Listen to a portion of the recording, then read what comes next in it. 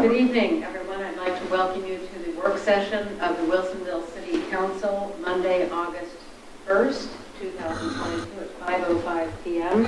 We'll start with a review of the agenda on items on consent. Does anyone have any comments?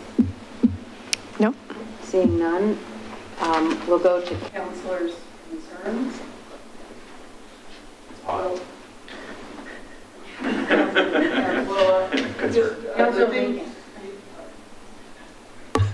Yeah, other than the things on the agenda, and we were going to put the water situation we'll address, but also if there was any information on the power surge or the power interruption or whatever it was that happened last night. An hour later, if we're have any information. Yeah, I don't have any information on the power surge last night. I think we've heard it from other people, but I haven't been contacted, and I don't think anybody else has been contacted from PGE about what actually happened last night. But it was, as I understand it, because I experienced it at my own house, was just a real brief surge, of electricity, and people's lights went out and had to reset clocks. But I don't believe it was anything that we should necessarily be alarmed about. Yeah, no, I mean, it's Just acknowledging that that it happened, so people aren't thinking it was their house. No, they're not alone. It was to be fairly widespread. And we will talk about the water curtailment under mayor's business during the council meeting. They don't need to go out and get a new computer or something. Your computer Hopefully. is not broken. Okay. Then we will start our pre-council work session with a presentation by our leaders in our Public Works Department about the Public Works Complex Construction Contract with Ms. Kerber.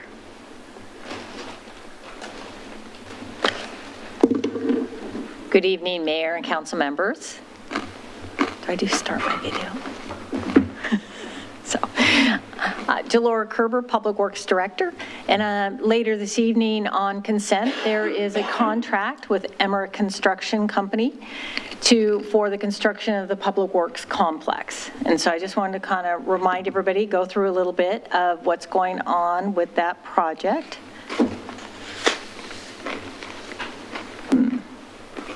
I do not see my PowerPoint.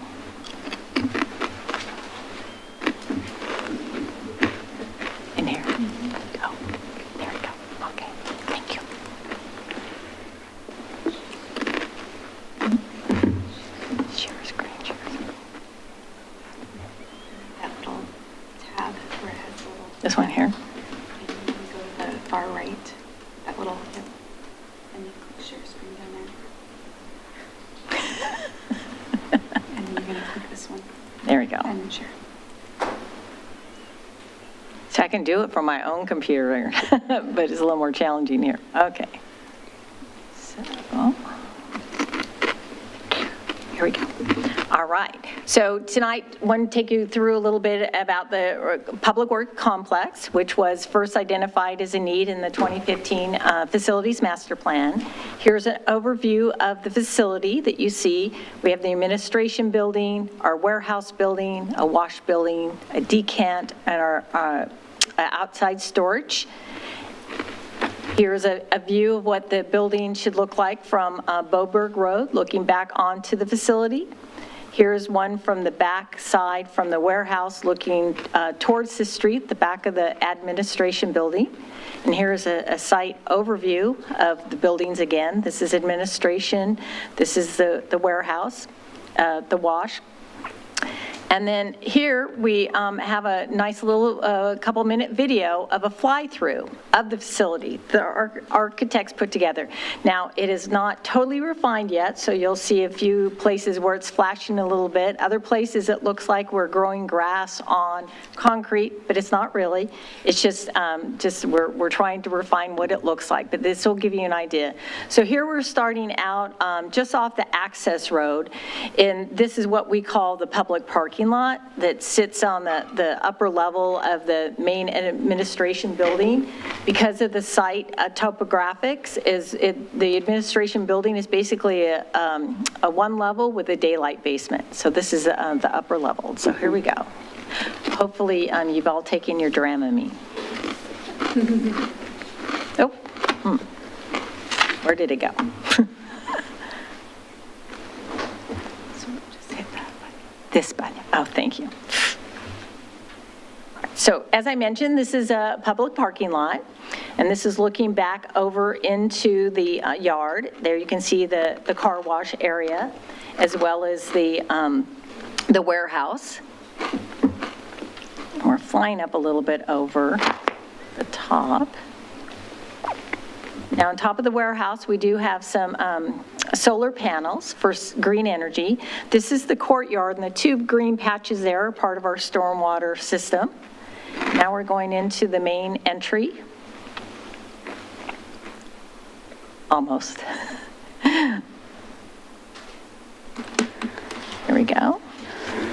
So this is our reception area that we have. We have a public restroom as well, a little waiting area.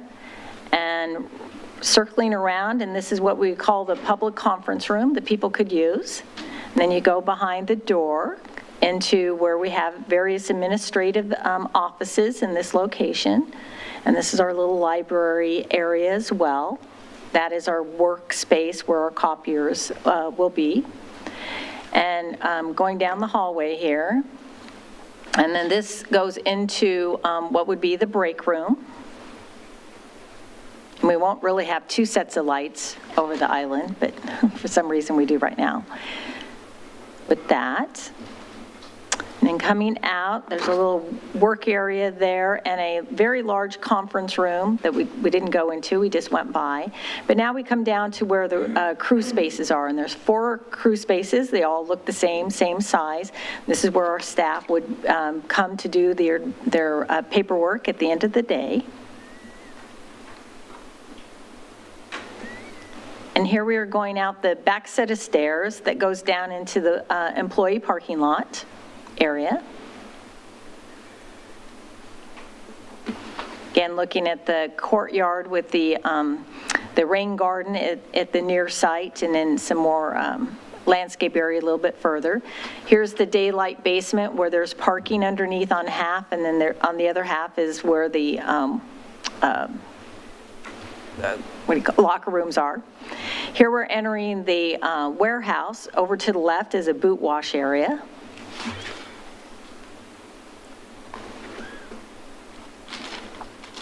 And to the left is cages where each of the crew groups can have their equipment and their storage of materials. And then we go into the bigger part of the warehouse, and this is where we'll have vehicles to be able to drive through.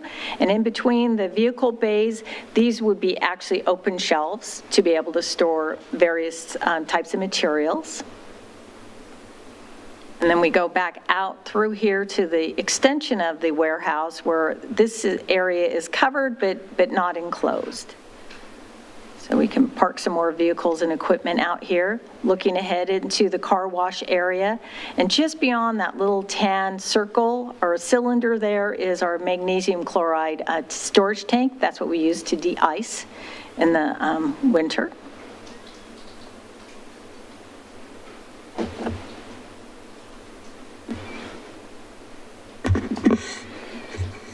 And swinging over here to our decamp facility, this is where we would take the debris that we vacuum up out of catch basins and other locations and dump at this location so that they can dewater before we scoop it up and then haul the solids off to the waste.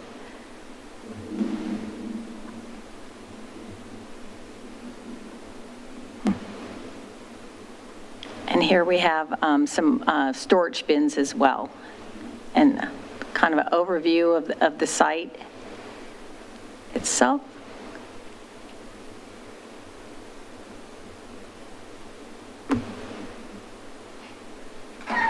And there's your flight through.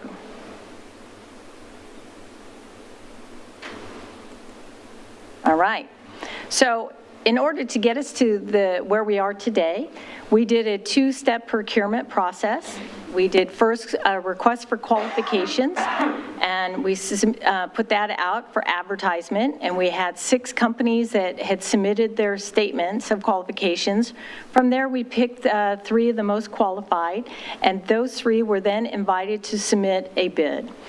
All 3 of them submitted a bid to us, and then we go through them and we check the information, and at the end of the day, we pick select the lowest responsive bid. Here's the list of the bids that we have. Unfortunately, one of the contractors who was the original apparent low bidder at $18.3 million was not responsive in that they did not submit their Tier 1 subconsultant list. And there's Oregon state statute that if a contractor does not submit that information to you within the required time, that you must disqualify them. So they were disqualified, and we moved to number 2, which was Emmerich Construction Company, and $19,700,000. And so this bid was a little higher than we had hoped it to be, but it's still within the budget that you had approved for us of $22.5 million. And the $22.5 million is all inclusive. So that includes our architect during construction, our inspections, our system development charges, our building permit fees, all of that within the $22.5 million. So the $19,700,000 we can fit within our budget, but we are going to continue to work with the contractor to see if we can come up with some value engineering items that we could pull out of the contract so that we could keep that money in reserve for any unknown contingency that might occur during construction. So, I have a question. Sure. So just to confirm, the items included in the bid yes. Include everything that you just described that was anticipated in the desired target amount of 22. That is correct. Okay. Yes, yes. So it's an all-inclusive bid, in other words. It is all-inclusive bid. But one of the things that we are talking about is potentially, as we're running through the numbers, is that we're looking at various things of how we might do differently. One of the items that we're discussing and haven't made a determination is the car wash. That maybe that we forgo the car wash to give us more breathing room as we move forward with the development, with the thought that we would have all the underground elements put into place, but not actually put the car wash building or the equipment in at this time and delay it to a later date. It's easily installed Well, I don't know how easy it is, independently. yes. No, I mean, it's not like it's adding another story. Correct, yes. And so we would have them do all the underground work because, as they're excavating and laying down pipe, it's easier for them to do it now before the asphalt goes down. So, yes. All right, so with that is our next steps would be if you're in agreement and we get approval from council tonight to move forward with this contract, that we would get it signed and we would issue our notice to proceed. Then we would do a groundbreaking event on site on September 9th. It's a Friday. And to kick us off, to get going, and then we could start construction.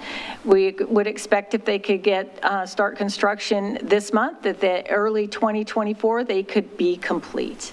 And then if that's so, then we'll have a follow-up ground or ribbon cutting event in spring of 2024. All right.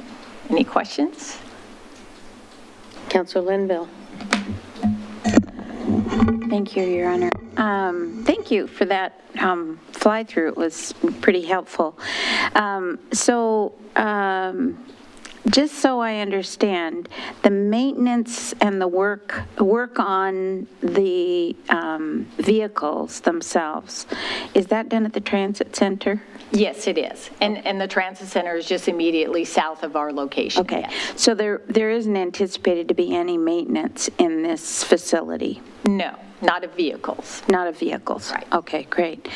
And then I just had one other item, and it's probably not specific to this building, but it's relevant to this building, and that is that I was contacted by someone that is in the Willamette Arts Commission, and they had a suggestion that we offer space in our public buildings for a display of some of the local artwork. And I think with this new building, it's a great opportunity. I mean, it looked like as we were flying through that there was plenty of wall space for, especially in that lobby area and maybe down the hallway. But it's possible to actually ask some of those artists to do something that is relevant to a public works building. So it may be not commissioning and not paying, but offering an opportunity for public display of some artwork. So it's just a suggestion. You know, we have our Arts, Culture, and Heritage Commission now meeting, and they are working on a public arts program. So I'll mention that to them. I think there's also an opportunity in many of our other public buildings to be able to do that. So thank you. Gina can pass it on to staff. Thank you, Councillor West. Thank you, Your Honor. A couple questions on cost and finance and that kind of stuff. Are we seeing any changes in these numbers due to new inflationary rates and the cost of construction? Are we going to run into any significant hang-ups with timeline due to supply chain issues right now? So the way the contract is set is it's a hard bid. So they've already acknowledged the fact that the length of the contract and prices may change, but they have agreed to do the work for this price. Yes, as far as delivery, supply chain, that is a concern. So immediately after signing the contract, they will be starting to order the pre-engineered metal buildings. A few other elements that we know that they are seeing from the market are taking a long, long time. So. Yeah. Thank you. Are we seeing any change in the bond rates? Are they increased also? I would have to defer that to the finance director. Okay, as I know rates are increasing, so I didn't know if that might impact it. We locked in the interest rates for the loan that we took for this project. Okay, so we're set. We're good. Okay. And then are we using, oh my gosh, it's like, it just escaped my brain. Is it called CTE lumber, or it's that compressed? They use it the same way they would use the iron frames, or they were using like a lumber product that's similar. Or is that something we're using in this project? You were not using that? Okay. I was just curious. Okay, that answers my question. Thank you. Thank you. I know that is a product that has begun to be used in some projects, and it has a good future for Oregon. We didn't specify the materials that should be used, because I think that could raise the price. Totally, yeah. I didn't know if it was like as market changes. As it gets used more, hopefully it comes down. Yeah, it's an interesting product. Compressed timber. Compressed timber, something, yeah. Engineered timber would be my guess. Yeah. Okay. I forget what the last letter is. So It's thank 3 you. letters. Councillor Lehan. Yes, I wanted to follow up with on Councillor Linville's question on the arts, so I might as well jump in on the heritage part. Excuse me. It seems like we should, on our buildings, because history starts like right now, yesterday, we should say who the architect is, we should put a plaque on it. They always used to do that on buildings, public buildings, at least the date it was built. Yes, we have talked about that. We haven't picked the location yet, but yes. Yeah, I mean, it doesn't have to be a big deal. Who the council is, who the architect is. We talked about that with regards to the new building at Charbonneau. It should have a name. I don't know if this should have a name, but other than the Public Works Building, but is there someone important in our public works history whose name might be attached to it or something? But certainly it deserves a plaque that size of building. This building deserves something. When was it built? We don't know. 2006, this building. Yeah. Is there a date on it? I think there's a plaque. I don't know if there is or not. I just think know it's a that was building. when it was I don't built. think it's a building plaque, but there's a plaque out front. There's that rose garden area, there's that plaque. Oh, that's a different. That's That's a different. memorial. The This is for memorial the- plaque, but that's not the, I don't think there's a building plaque. We should recognize our So your point buildings. is to recognize when these decisions were made and some of the people involved, the architect who is a designer, a form of art. Right. If it rises to the level of it had an architect, then it seems like you should Oh, no, I turned off, sorry. stick the architect's name on there. Anyway, It's always good to say funded by public funding. yes, and what year? Yeah, by the citizens of Wilsonville, exactly. I had one other question, though, and that was, I'm not clear where the lines are between public works and parks, but things regarding plant material and landscaping, those seem to happen, some in public works and some in parks. And so I didn't see anything that would indicate there was plant material there. Is that being stored at Marassi? Actually, what we are looking at is, let me see, here we go. So right over here is going to be a little plant nursery for the facilities group. So here next to the decant building B, this green area here is Okay. we're making that into a nursery, if that's what you're asking about. Yeah, kind of the nursery thing, stock, because we maintain so much medians and, right-of-ways that we're constantly replenishing. And then once we move fully into this building, 3-bay, which we share with parks currently, will become fully and totally parks, which will free up a lot of the area for them to take over and use however they see fit. Yeah, for like mowers, riding mowers and stuff like that. would Though live we there. have accommodated the ability for them to have some of their equipment on this side of the freeway so that they can park their equipment over here. Okay, that's all. Does this building have to go through the DRB process, just like It already everything else? has. So it already has. So there should be a landscaping or a tree plan or something? Yes, so that's- there's a whole landscaping Okay. plan. I was just talking about our stock nursery, Nursery. but yes. All right, well, One quick one. okay. The car wash, the development on that, do we know about how much that potentially saves initially if we just plumb it but don't build it? No, we're still working through those numbers with Okay. the contractor. Okay, thank you. Well, I appreciate you taking a studied look at all of these factors, which we did when we voted and studied the financing plan and really used an approach that managed all of the factors as best we could. Council President Ackerball. Thank you. I keep turning my light on. Okay.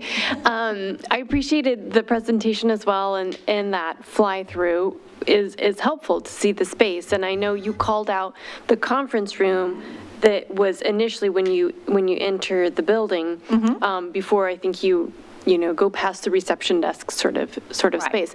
I wonder if you could describe a little bit more about what possible uses for that conference room may be, because I'm recalling, and maybe you can confirm, that this is a space that the community could use for meeting space. I know that we want this overall building to be an amenity for our city, not just, it's going to provide great service in bringing your team together that's now, spread all across Wilsonville, and some equipment is stored here and some equipment, and we're all going to be able to benefit from the efficiencies, I know, of bringing everything together. But it seems having that community space in that conference room is also a way that the city can benefit from having this new building and space. I wondered if you could just kind of describe what you might envision for that room or that area. Yes, well, you hit it exactly. So as we work with the architect for the design of that, we designed it in such a way that it could be standalone, that it would be locked off, if you will, from the rest of the building. And so there's a restroom and the conference room, so it could be used by the community members and set up with a timer on the door lock for them to be able to access, to be able to come in. Same with be able to, for our own city uses as well. I mean, I know many times there's a need for conference room space for just our internal meetings. Yeah. So, yeah. How large is the room? That particular one is maybe the size of the half of Willamette 1-2. Okay. Yeah. So it could host quite a few Yeah. people, and I assume it would have the audio visual and Yeah, it'll all of have a those big sorts of capabilities. monitor there, monitoring screen there. It'll have a little sink there if somebody needs some water, and then a conference room as well. Okay. So, Thank you. I look forward to, or table, sorry. yeah, to having that as a possibility for people to use. I assume they would schedule it then through Right. your Yeah, we'll office or figure some out other. the particulars of yeah. how we would go about scheduling that. Yeah. Good. Okay. Thank you. Thank you. And that one other, use of that room, as you described, would be this whole complex helps our city respond to emergencies more effectively by having them together. And I will just give a shout out to the September 17th Emergency Preparedness Fair. Yes. And in later years, you can plan that in that conference room, right? So I think that covers it. Thank you very much for the presentation. Any other questions? Thank you. That brings us to our discussion about the wastewater treatment plant master plan.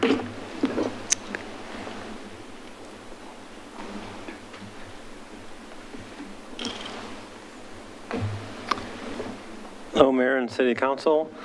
I'm Mike Necrelli, Senior Civil Engineer and Project Manager. Let me find my presentation here.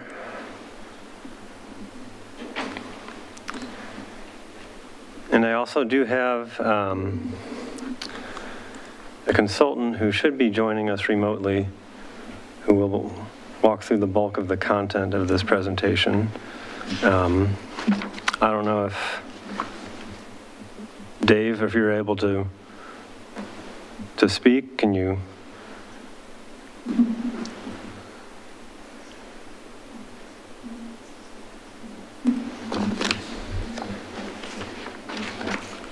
If he is not available, I can run through it if you. it is possible we could swap it out with the next item, and here he is. Okay, hello, Dave. You give us some test audio so we can see if we can hear you. Can you hear me? Yes. So, yes, Dave Price with Carollo Engineers will talk through the majority of the technical aspects of this plan, but just as a little kind of background and history, the wastewater treatment plant was expanded back in 2014, I believe, by then CH2M Hill, which is now Jacobs, which still has the operations contract for the plant. But there hasn't been any master planning or capital improvement project planning since that expansion took place. So that's the purpose of this project, looking at how to accommodate growth, look at the asset and equipment conditions, and just determine what's going to need to be upgraded during the planning period, and then looking at regulatory issues. So with that, I'm going to go ahead and turn it over to Dave. And Dave, I'll just advance slides as you direct me to. Okay, I have to share the screen here. seeing your screen for whatever. Yeah. Okay. So, Someplace, share screen. not here. I'm someplace, I'm in my home office and the sun is streaming in. Okay.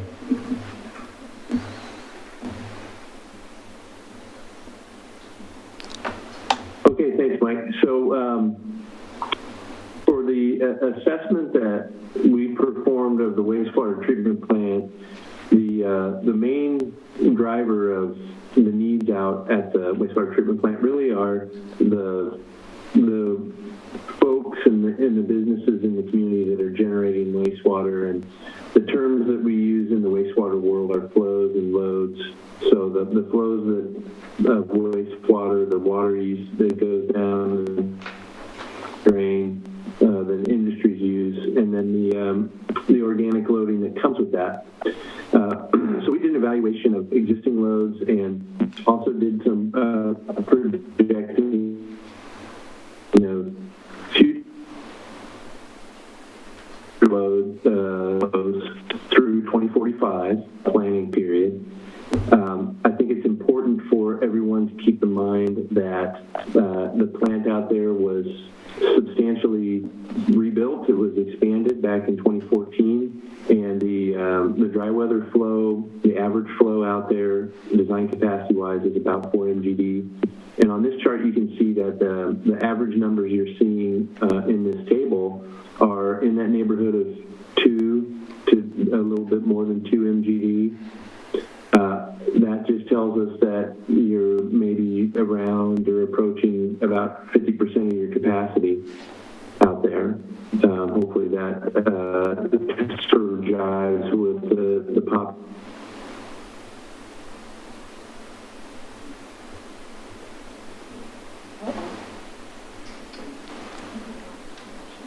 Looks like you're frozen, Dave. I'm not sure you can still hear.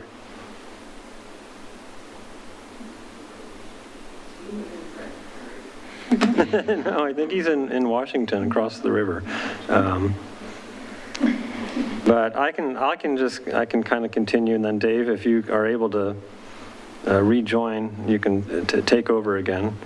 So one point I'll make is with these numbers, these are based on metro projections, which is kind of what the Oregon Department of Environmental Quality wants to see addressed in the master plan.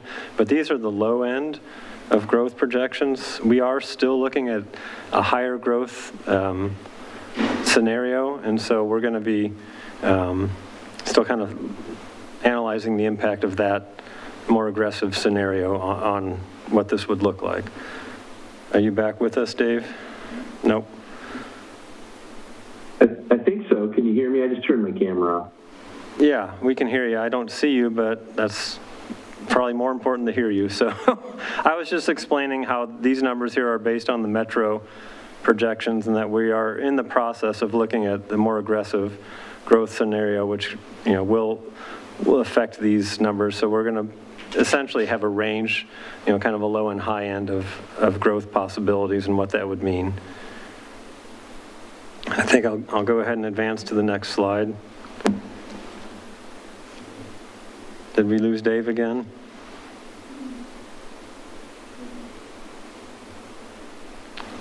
So, as we mentioned, a lot of the equipment out there predates the expansion that was done in 2014, and even that equipment, is showing some condition-related issues that need to be addressed. They've had ongoing challenges dealing with solids. There was even a fire on the dryer, and different component issues. They've been ironing out with the vendor, and the last I've heard from the operators, that it seems to be performing much better, but it's definitely something, a concern that we need to take into account. Then the centrifuges, which is the step prior to drying, there's performance issues. They're still kind of working out with those, but at least under the metro growth scenario, these are not capacity concerns. Secondary clarifier mechanisms, those are definitely just condition related.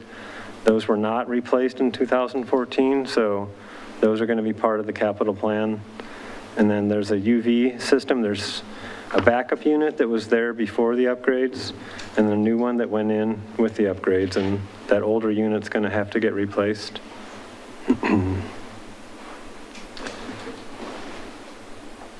And then in terms of regulatory issues, the DEQ is developing total maximum daily loads for the lower Willamette River. So keeping an eye on dissolved oxygen and nutrients is issues that, may affect, the limits in our permit. And then, temperature is an ongoing issue as well. But the plant does have cooling towers, and so we're already addressing those issues.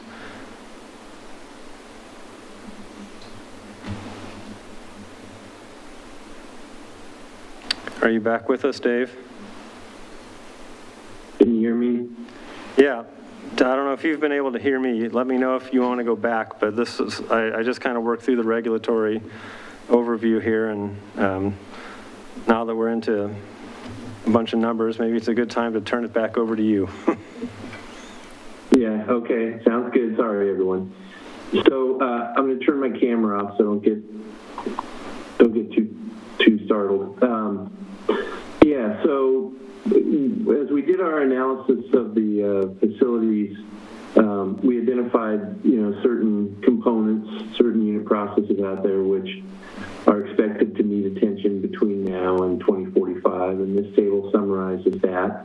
The secondary treatment process, which really is the primary remover of the organic loads prior to discharge, and the aeration blowers, which is a component of that, are both going to need to be addressed in terms of capacity before the end of the planning period. The disc filters also were flagged as potentially needing some additional capacity, and then of course the biosolids dryer. I'm not sure how much Mike got into that, but the city's had some challenges with the performance of the biosolids dryer with the fire out there and some other issues where it has broken down. So that was also included in our evaluation. In order to address the capacity needs, we had to first work with the city and identify some potential alternatives to improve those. And I believe if we go to the next slide, Mike.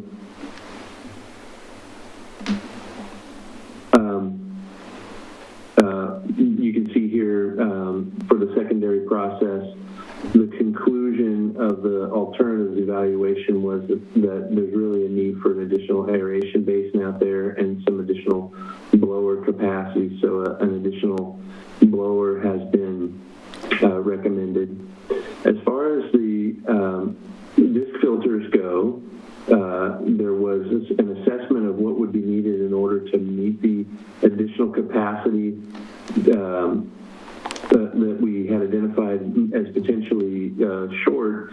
And what's unique about your situation with the contract operations team out there is that there are requirements in their contract to meet lower limits than the limits that are in your NPDES permit. And so when we took a look at what it would take in order to add disc filter units out there in order to comply with those more restrictive operations contract limits, there was discussion with city staff, and the conclusion, the final recommendation was to, rather than go spend a few $1 million on new filters, let's consider whether or not we couldn't rather relax those operations contract effluent limits. So that was a decision made with the filters.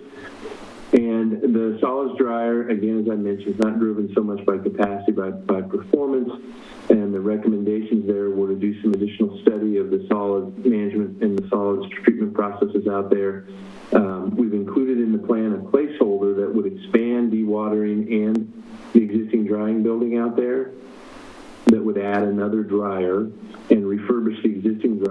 provide some backup capacity. So you can go to the next slide, Mike. I'll just throw in a comment here, maybe jumping ahead, but with the alternate growth scenarios I mentioned, if we've already done a little bit of looking at the higher growth rate. So under that scenario, this second dryer would actually be a capacity improvement and not just for redundancy. So we would end up needing both of them in the higher growth scenario. That's good. Thanks for mentioning that, Mike, and sorry I missed that. I would also add that, you know, at a higher growth rate and a higher growth scenario, the recommendations here are likely to change over the time period of the plan. So that's going to be what Mike and Zach and Delora and I will be talking about over the next several days and weeks. But in terms of the evaluation and the recommendations that are in the draft plan currently that address the metro growth curves, this site plan sort of shows the layout of where the improvements out at the plant would potentially take place. The items that you see that are in purple there are items that are condition related. So we've got clarifier mechanisms in those large round circles there that are would be replaced in the very near future. Adjacent to that little rectangle with the number 7 on it is the UV system. The old backup system there is in need of replacement, so that's also not so much a capacity item, but more of a condition item. And then addressing the solids condition issues, as Mike mentioned, those may morph more into capacity issues, but currently that's what's happening there. Your additional capacity for the secondary process would be added by putting another aeration basin adjacent to the existing ones. That's where that rectangle number 3 shows up. And then you've also got additional blowers inside the building there, just below that. So those areas in blue. Then there were also, during our evaluation of the condition of various items out at the plant, we did we took a look at seismic concerns, and there were 3 buildings out there that were identified as needing some additional seismic reinforcement, and that's really what that's showing there. And the other item that's shown there, which it's hard to see, there's a little purple line there, not so much a capacity thing, not so much a condition thing, but getting fiber into the plant from the entrance there. And I don't know if there's any more you need to say about that, Mike. Just that we would just be laying the conduit for that, getting it out to the entrance to the property, over to the admin building, and then when the city does a larger fiber optic project, this would be available.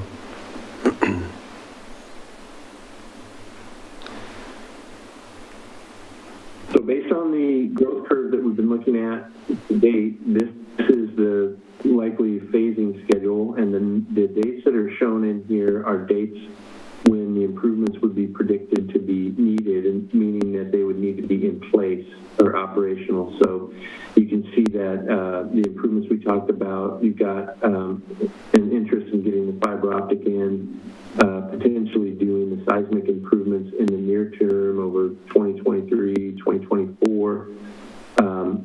Then it's further out when you are going to be needing to address. Oh, sounds like he may have dropped again. But yeah, these longer term process and putting in new blowers and aeration basins. And again, go ahead, Mike.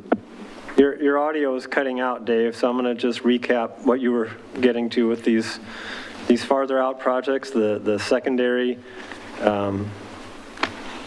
process for liquids, and then these solids projects. Those would move up closer in time under the higher growth scenario, and that's something we'll be refining as we look closer at that. Anything else here, Dave? Nope. Can you hear me? Yes, now. All right. And this is simply an illustration of the potential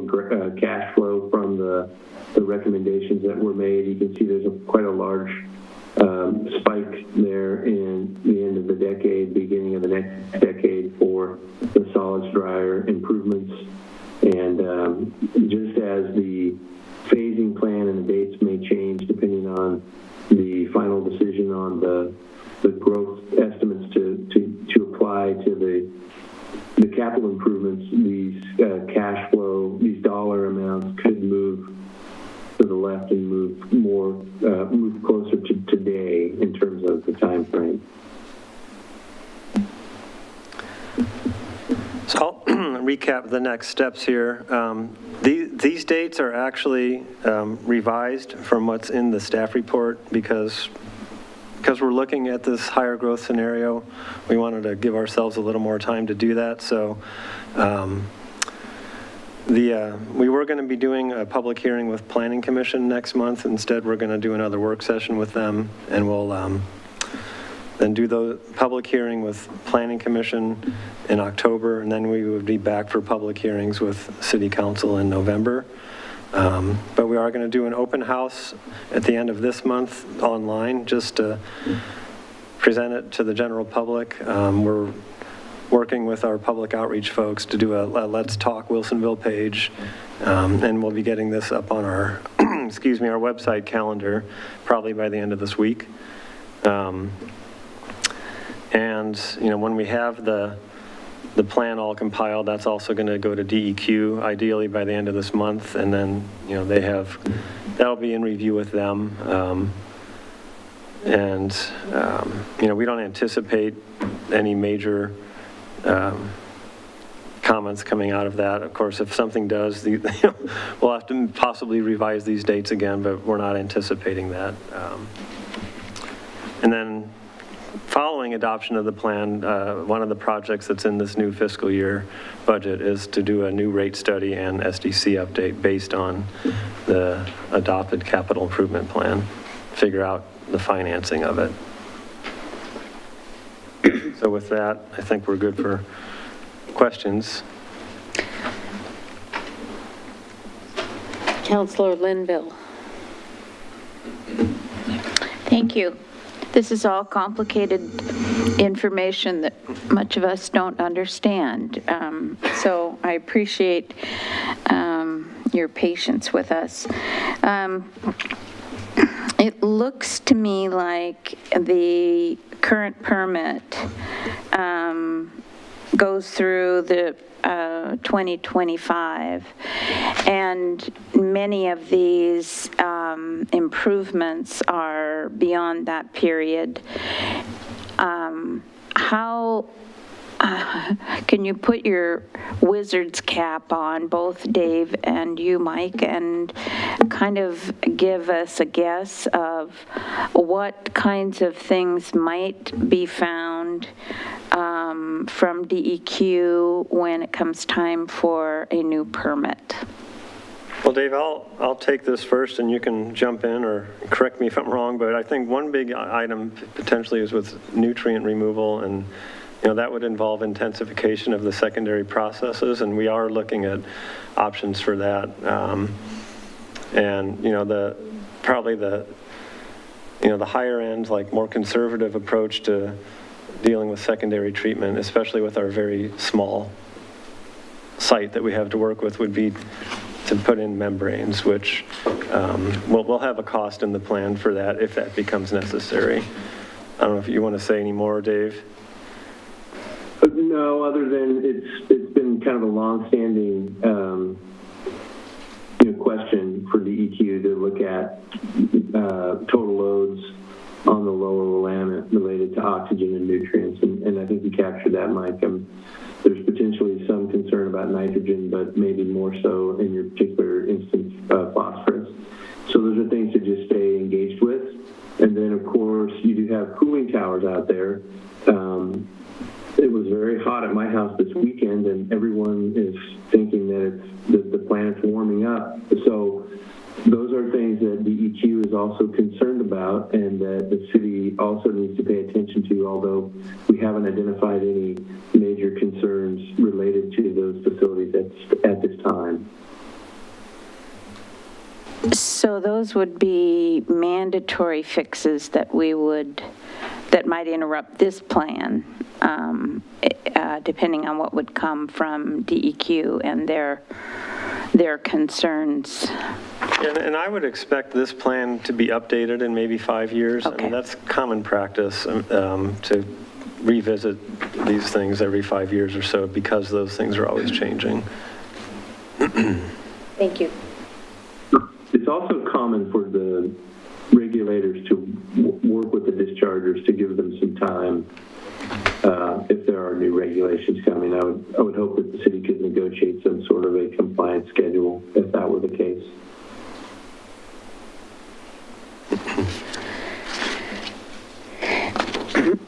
I have a question. In the Planning Commission, let's see, next we have a public hearing on September 14th. Well, that's at one of those dates that has changed. So Okay. these dates that are on the screen. Oh, okay, right. Yeah, that's getting pushed out a month. So next month, we're going to just go back to have another work session with them and kind of bring them up to date on these higher growth scenarios Okay. and what they would look like.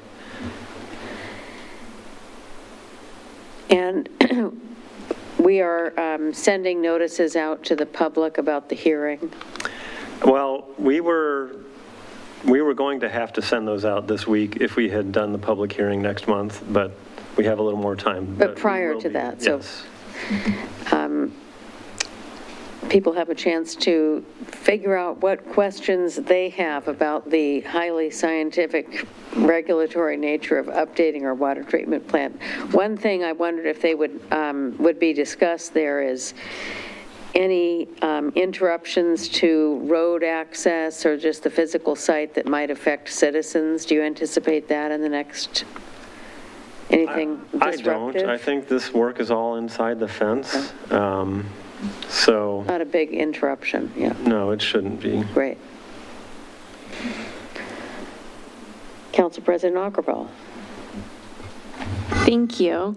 I just wanted to comment that, when I was reviewing the packet of materials for this meeting, on page 21 of our council packet for the meeting, there's the chart showing population and kind of. I have a reference slide in here, I think, that has that same, this one. Yes, exactly. Kind of showing historical, where the population has been, and then the projected line.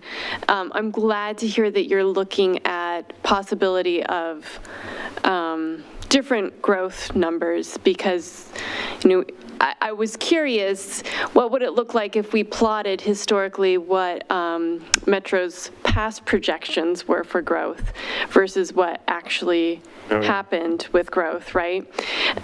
Because you'll see that the curve there for the solid orange line, it's a different curve than what we have on the dotted blue lines. And so, but I mean, basically, we don't know exactly what population growth will be. So we're looking at a couple of different scenarios. Is that's about correct? So I'm glad to hear that. I wonder, how does that play out? And this might be a question for finance too, I don't know. How does that play out if we have a range of population possibilities, which would then translate into different timing for some of these projects, which then translates into different prices or different costs that would, align with a specific year. And then with that sort of variation of data, how do we calculate SDCs? Well, that would probably be part of the scope of that study, is to really refine that and pick what we think is the most likely growth scenario and just use that as the basis for determining what we need to be charging per month and then for new construction. So is that a separate SDC study that will happen after this Yes. planning process? Okay, that's good. So we'll kind of land on our best guess estimate through this process and then use that for a separate SDC Yeah. planning study. Okay, thank you. Thanks for that clarification. That helps. Well, I'm not seeing any other comments. Do you think we've covered most of the presentation? Yeah, just want to hear any concerns or anything that, we all should look at that hasn't been discussed. And Mayor, can I add something? Please. This is our Assistant City Manager, Gina Troja. So I don't know if this is a possibility, Mike, and it may be a question for both you and Delora. If the council's interested in getting a tour of the plant, can they do that? Yeah, I'm sure that can be arranged. Just because I know this is a complicated topic and you see it from aerial shots and all of that. I don't know how many of you have had the opportunity to be out there and actually do a walkthrough of the plant, but if you're interested, I do want them to contact Delora, and she could probably arrange something for you to that's a go out great there and get a idea. tour. I haven't toured It it was for years a while. ago when I saw it, yeah. Well, and it might be helpful when you see things, when you see it on a photo, to actually see it in person and to understand kind of what we're talking about in terms of the processes, because it is it's complicated. And that's possible with the construction right now?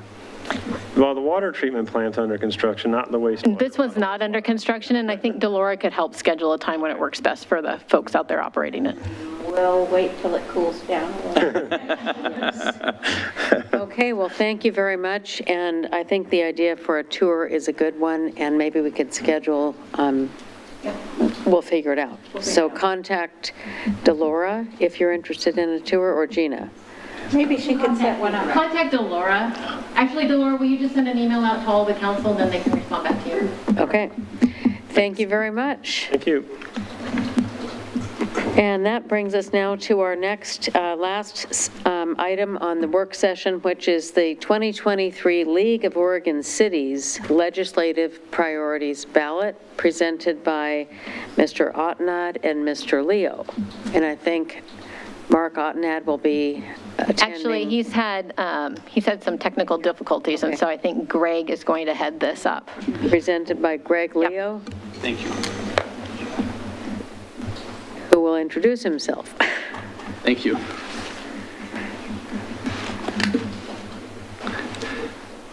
Mayor Fitzgerald and members of the Wilsonville City Council, for the record, my name is Greg Leo with the Leo Company. I am your legislative consultant, so I'm happy to present today the LOC Legislative Priorities Ballot. I do want to just give a couple of comments ahead of time about this. This is really a grassroots process where city councilors like you from all over the state meet in committees and nominate the various topics. So we're going to go through these today, and you get to choose. Which button do I push? Great. And the city of Wilsonville is a member of the League of Oregon Cities, and we use them for a lot of expertise, resources, advocacy. Yeah. I will explain that, Mayor. Good. So there's 192 cities thereabouts in the league.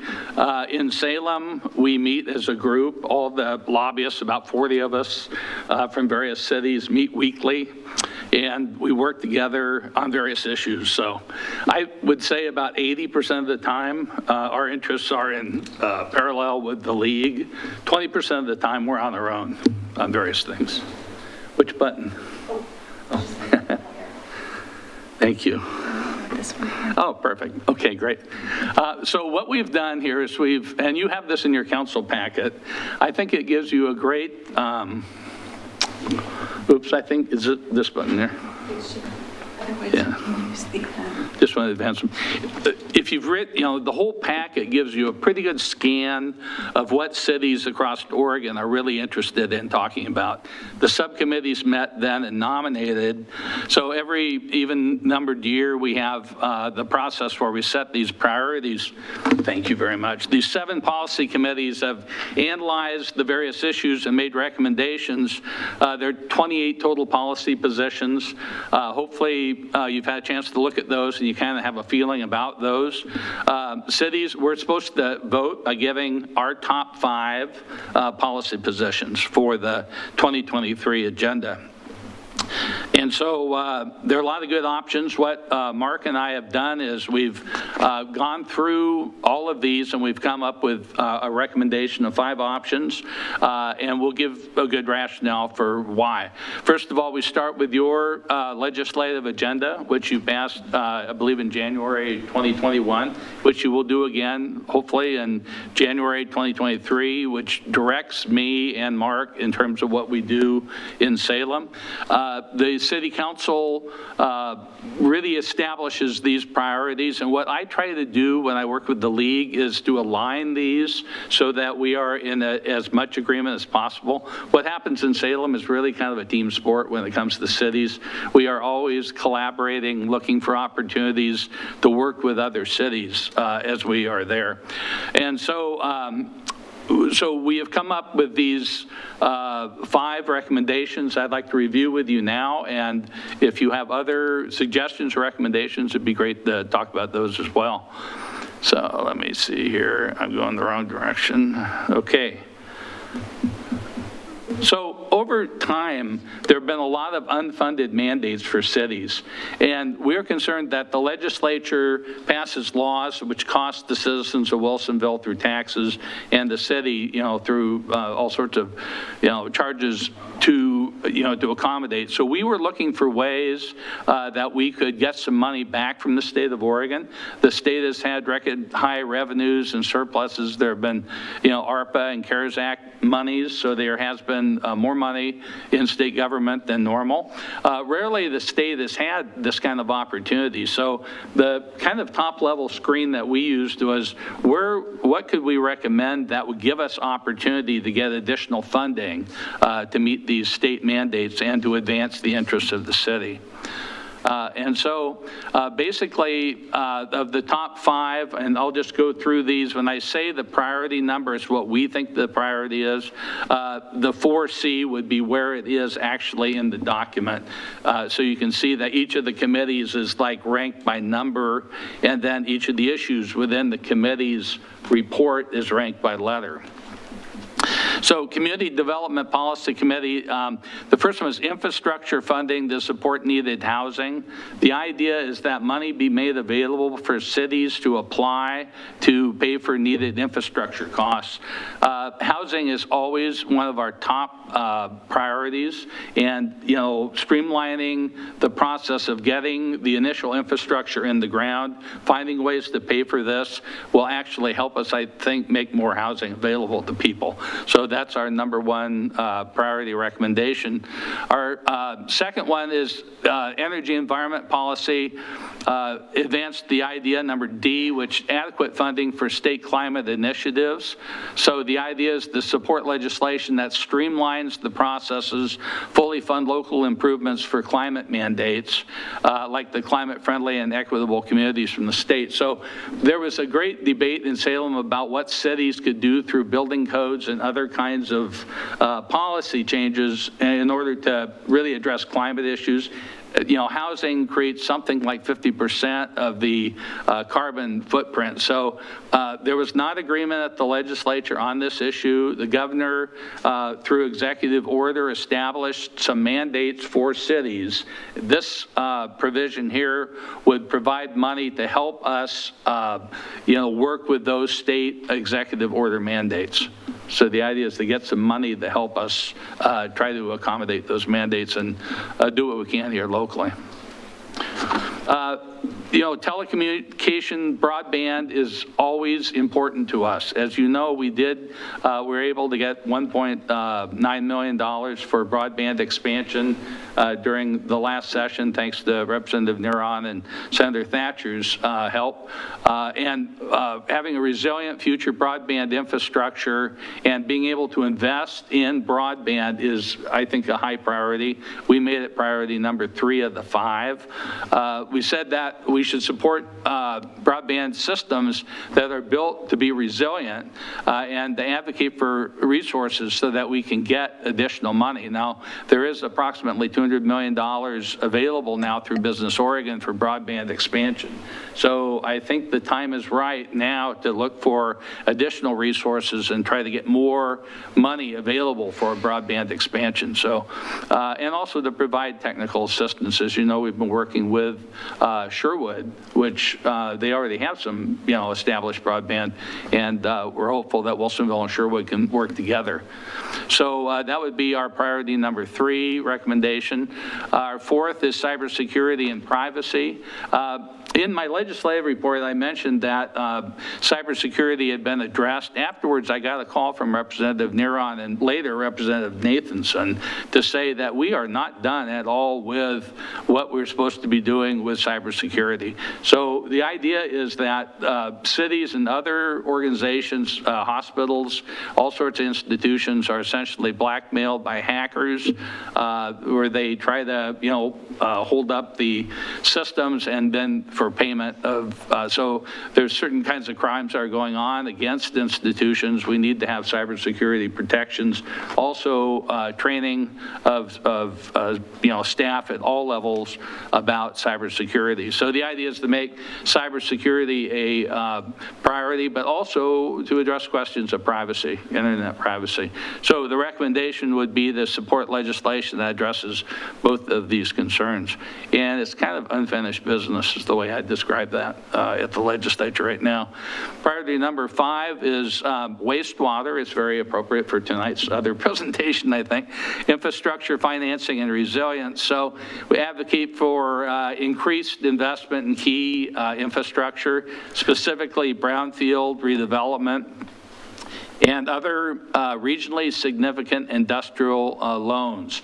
Now, this is something Mark and I are working on extensively, and that is we would like to get additional resources to help bring our industrial lands to market. And, so to get more state revenue available to us to apply to bring in the needed infrastructure to develop industrial lands, we think is a very high priority. And we have that listed as number 5. So these are the 5 priorities. This is our take on what we can do in concert with the league in order to go forward. However, there's 27 good ideas here. So you too may have a different set of priorities, and we would be delighted to hear those. Well, thank you, Greg, and we do ask you and Mark to study all of these issues and come to us with the top recommendations. One that I wanted to just highlight a little bit is the last one that you just mentioned, the infrastructure, financing, and resilience. That has been a big topic of conversation also at the Metropolitan Mayors Association and with mayors in nearby cities. Wilsonville is luckily, we have some industrial lands that have been set aside over the past decade, and in order to attract the kinds of high-paying jobs that have really defined Wilsonville's growth and its payroll and our ability to have the kind of funding that we depend on to have the city that we enjoy, it makes a difference to have high-paying jobs, and we have the opportunity to attract more of those jobs, but we're limited by the fact that it costs a lot of money to get the infrastructure to attract more of those jobs to our area.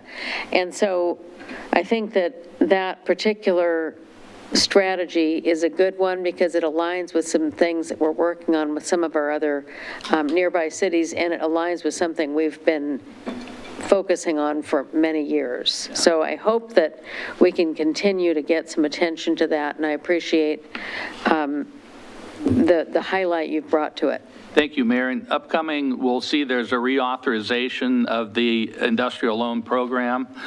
There's also the need to actually fund the program. So right. Even though it's been there for, probably a dozen years, it has not been funded adequately. We've not been able to use it, so correct. Thank you. I see there's a comment from Councillor Linville. Thank you. And thank you for bringing this to us in advance. I know there's a little bit of time before these have to go to LOC. But as I looked at the list, the ballot, so to speak, there is hardly a one on there that is not in the best interests of the community. So it's difficult to decide sometimes between items on the ballot. The one thing that I appreciate about what has been presented in these 5 priorities is the principal thread going through all of them to look for additional resources for the city to be able to accomplish its goals. Because while many of the others are in the public's good, we can't afford, these are probably our higher ticket items. And so I appreciate that theoretical thread that runs through these suggestions. So thank you. Thank you. Councillor West. Thank you, Greg. bet. Good evening. Councillor, thank you. I would have loved to see a priority be the homelessness issue and dealing with Measure 110. It's not just a housing issue. It intersects highly with drug abuse and mental health issues. Our hospitals overrun, our resources are maxed out. We have open drug dens throughout the metro area, open air drug dens. We have people living in utter despair. I do see them on here. I just think regionally it's such a huge issue, such a human need, a human problem that we all are concerned about, that I would have liked to see that be dealt with, because I feel like when we talk to small businesses and we talk to people just leaving the state because they just can't take it anymore, a lot of it stems from these chronically mismanaged issues that have had bad policies attached to them for decades. So I would like to partner with other communities that would make the homelessness issue and truly dealing with Measure 110, which is one of the worst ballot measures pieces of that I've ever seen in my lifetime. It really has been a nightmare to deal with as a healthcare professional. And I think it's exasperated also our homelessness issue and created that incentive. So I would like to see that. And then I'm a little shocked that we don't see anything about tolling. I think tolling is like the #1 negative threat to Wilsonville that I can think of that's been around. It just is. It is just a massive threat to Wilsonville. We are going to potentially toll highways that are already paid for with no increased capacity. We're going to do management pricing to where if you drive a Prius or a Tesla, you don't have to pay the fee. Please don't interrupt me. And if you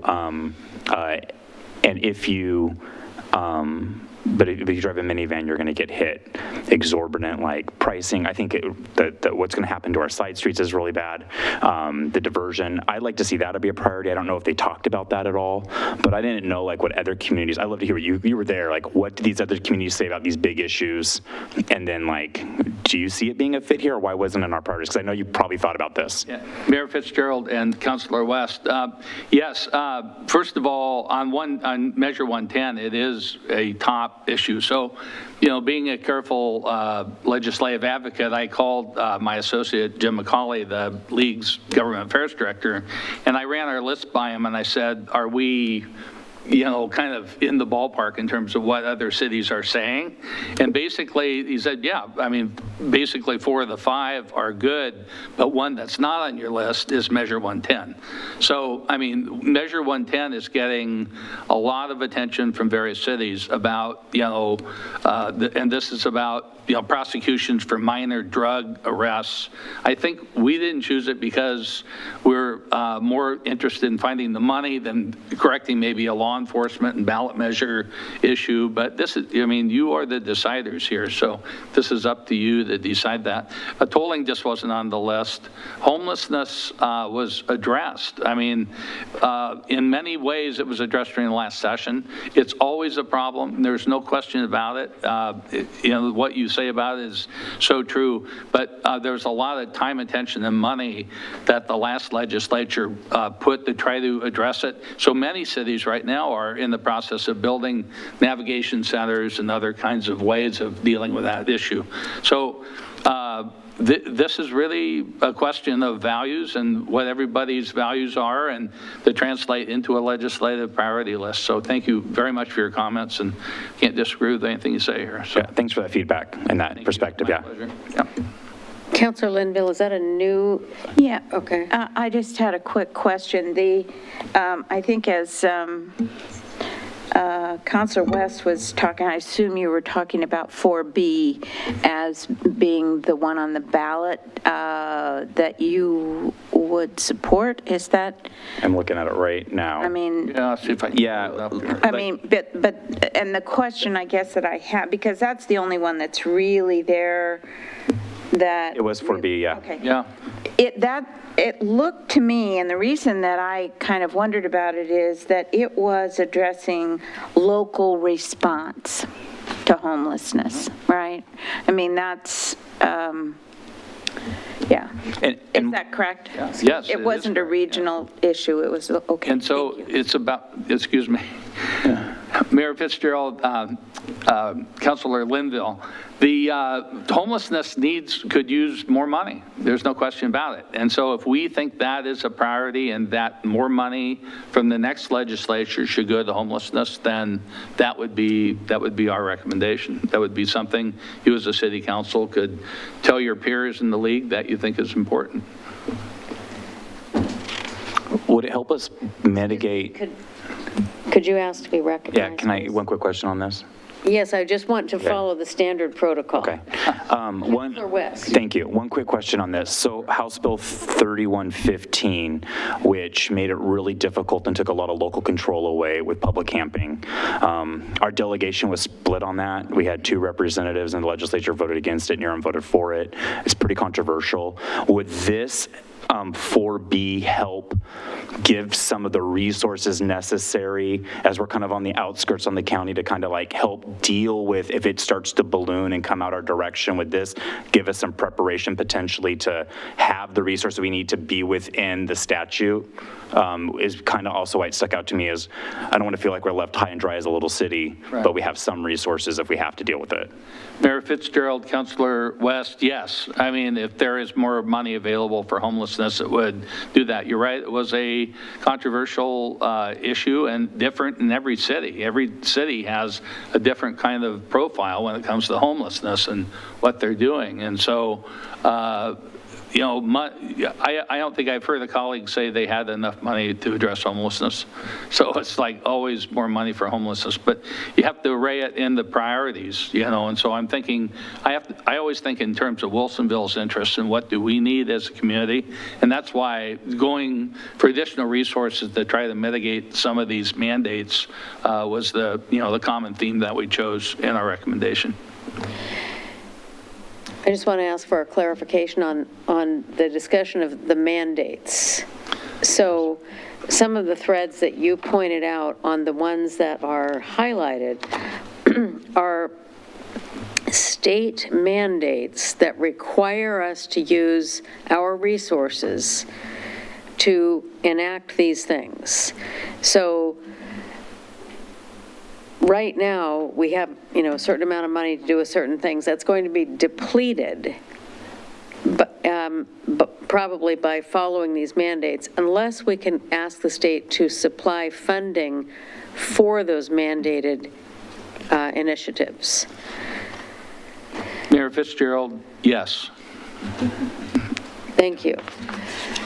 And then regarding tolling, what is the League of Oregon Cities doing about tolling that is not listed in this particular ballot? Do they have an ongoing approach that you could describe? Yes, Mayor Fitzgerald. The league is focused on transportation funding, you know, in a very laser specific way. And so, you know, tolling came out of House Bill 2017, which was an omnibus bill, had many, many different things, including recognition of the Boone Bridge in it by amendment. So there's a lot of things for people to want in that omnibus bill. And tolling, the original tolling authorization language was one of it. You know, but of course with tolling or with any issue, it's really about the rules that are written and administratively how they get implemented. So the league is very interested in transportation funding. We want to make sure that the Oregon transportation system is well funded. Specifically to the issue of tolling, I am not aware that they have a position pro or con tolling, other than generally they're trying to, find ways to pay for much-needed transportation system. And are you aware if the House Bill 2017 that was passed by the legislature back then, as they talk about tolling plans and programs that they're presenting, and by the way, we are inviting ODOT to present on tolling soon.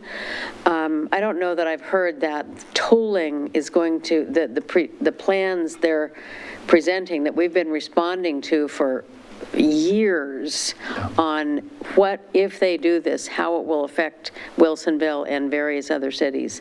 I haven't heard that they are looking at charging a different rate for different types of cars. I have heard that they are working on vehicle miles traveled for all vehicles, but it seems to be taking a while to get that into place. Mayor Fitzgerald, yes, the vehicles mile travel was actually one of the items, and I'm going to pull up some of the other items here, but yes, okay. The transportation funding recommendations here, they had safety enhancements, and those are things like safety corridors, like we just put in up in northern Marion County here. But the road user fee, the vehicle miles traveled structure is very similar to tolling in that it's a user fee based on the amount of use. So the idea there that they're talking about is that instead of the gas tax, which is not working because we've had great advances in fuel efficiency, and of course we have electric vehicles. So now you have to find a way to actually pay for the use of the roads. So what ODOT has been looking at is vehicle mile traveled structure, which is very similar to tolling in that it's a user fee based on consumption, essentially. Well, last thing I just want to say is it really is tough to choose the top 5 on this because when you look at 9D, we don't have this in Wilsonville too much, thankfully. I don't know the rate that we do, but we certainly see it around the area. 9D, funding for recovery of abandoned recreational vehicles, also needs attention. Absolutely. Yeah. Thank you. Council President Aukerball. Thank you. Yes, I mean, I pushed my button here before Mayor Fitzgerald made her last comments, and I think she covered a lot of what, no, I think your comments initially, in the first part of your comments were very good and exactly what I had in mind as well. So, it's difficult to pick 5. I appreciate what staff has recommended here. In each of those 5 cases, it's not well, if this happens, that, these are the current needs that are already here. Yes. And they're already demanding funds. And so that makes it a little clearer, I guess, for me. I think, I'm just struck with, yes, there's other excellent ideas on this list, but I don't see a clear choice of one that I would like to boot off the list at this point. So, the 5 that are recommended, I appreciate those recommendations, and I would feel comfortable proceeding with those 5. Thank you, Councilor Lehan. Yes, I would agree with the council president. There are always more things you would like to prioritize. You'd like to have a whole bunch that were all priority 1. But one of the things I like about these is that one of the underlying themes running through it is resiliency, and many of these come back around to a resilient system and us being resilient as a government in order to provide service to our citizens. And so I'm impressed with that, from the water, wastewater, the cybersecurity, the broadband. All of these things certainly add to our resiliency as a community.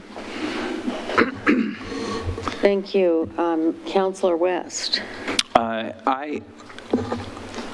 On 6D, was that the executive order where basically cap and trade was done by executive order by Governor Brown? I think this one was more about building codes and specifically about which energy you use in homes. Excuse me.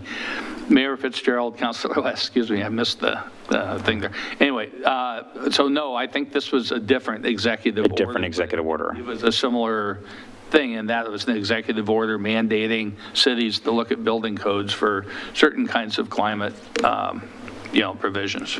I would make this this kind of thought to the rest of the council is that's important, but if we look at the hierarchy of needs, when the homelessness issue is so bad that I would propose switching out 6D for 4B.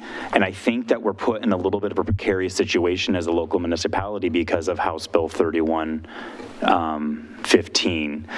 I know, like, if that issue continues to become a problem and we see more and more of it in Wilsonville, we don't have the resources to manage that. And I think we're put in a really precarious legal and ethical situation without those resources. And I think homelessness is such a chronic issue that it's going to take all hands on deck, even at the local level, to address it. So that would be my one suggestion that I would make a change. They're all totally important. They're all awesome, right? Like, great. I wish Tolling was on here. That's the one that's missing. But I just passionately think that on every level of government, we have to make that a priority. And it's all of our responsibility in the region. And I would just urge the council to consider that.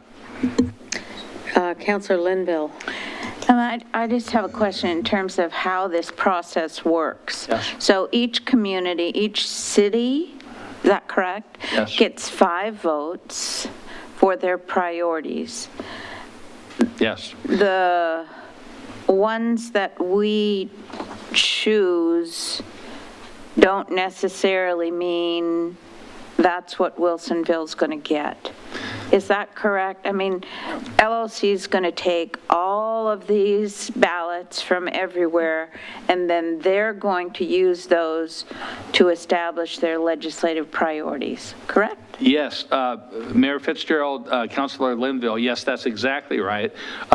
In this case, our city manager will vote for us. He's the person registered.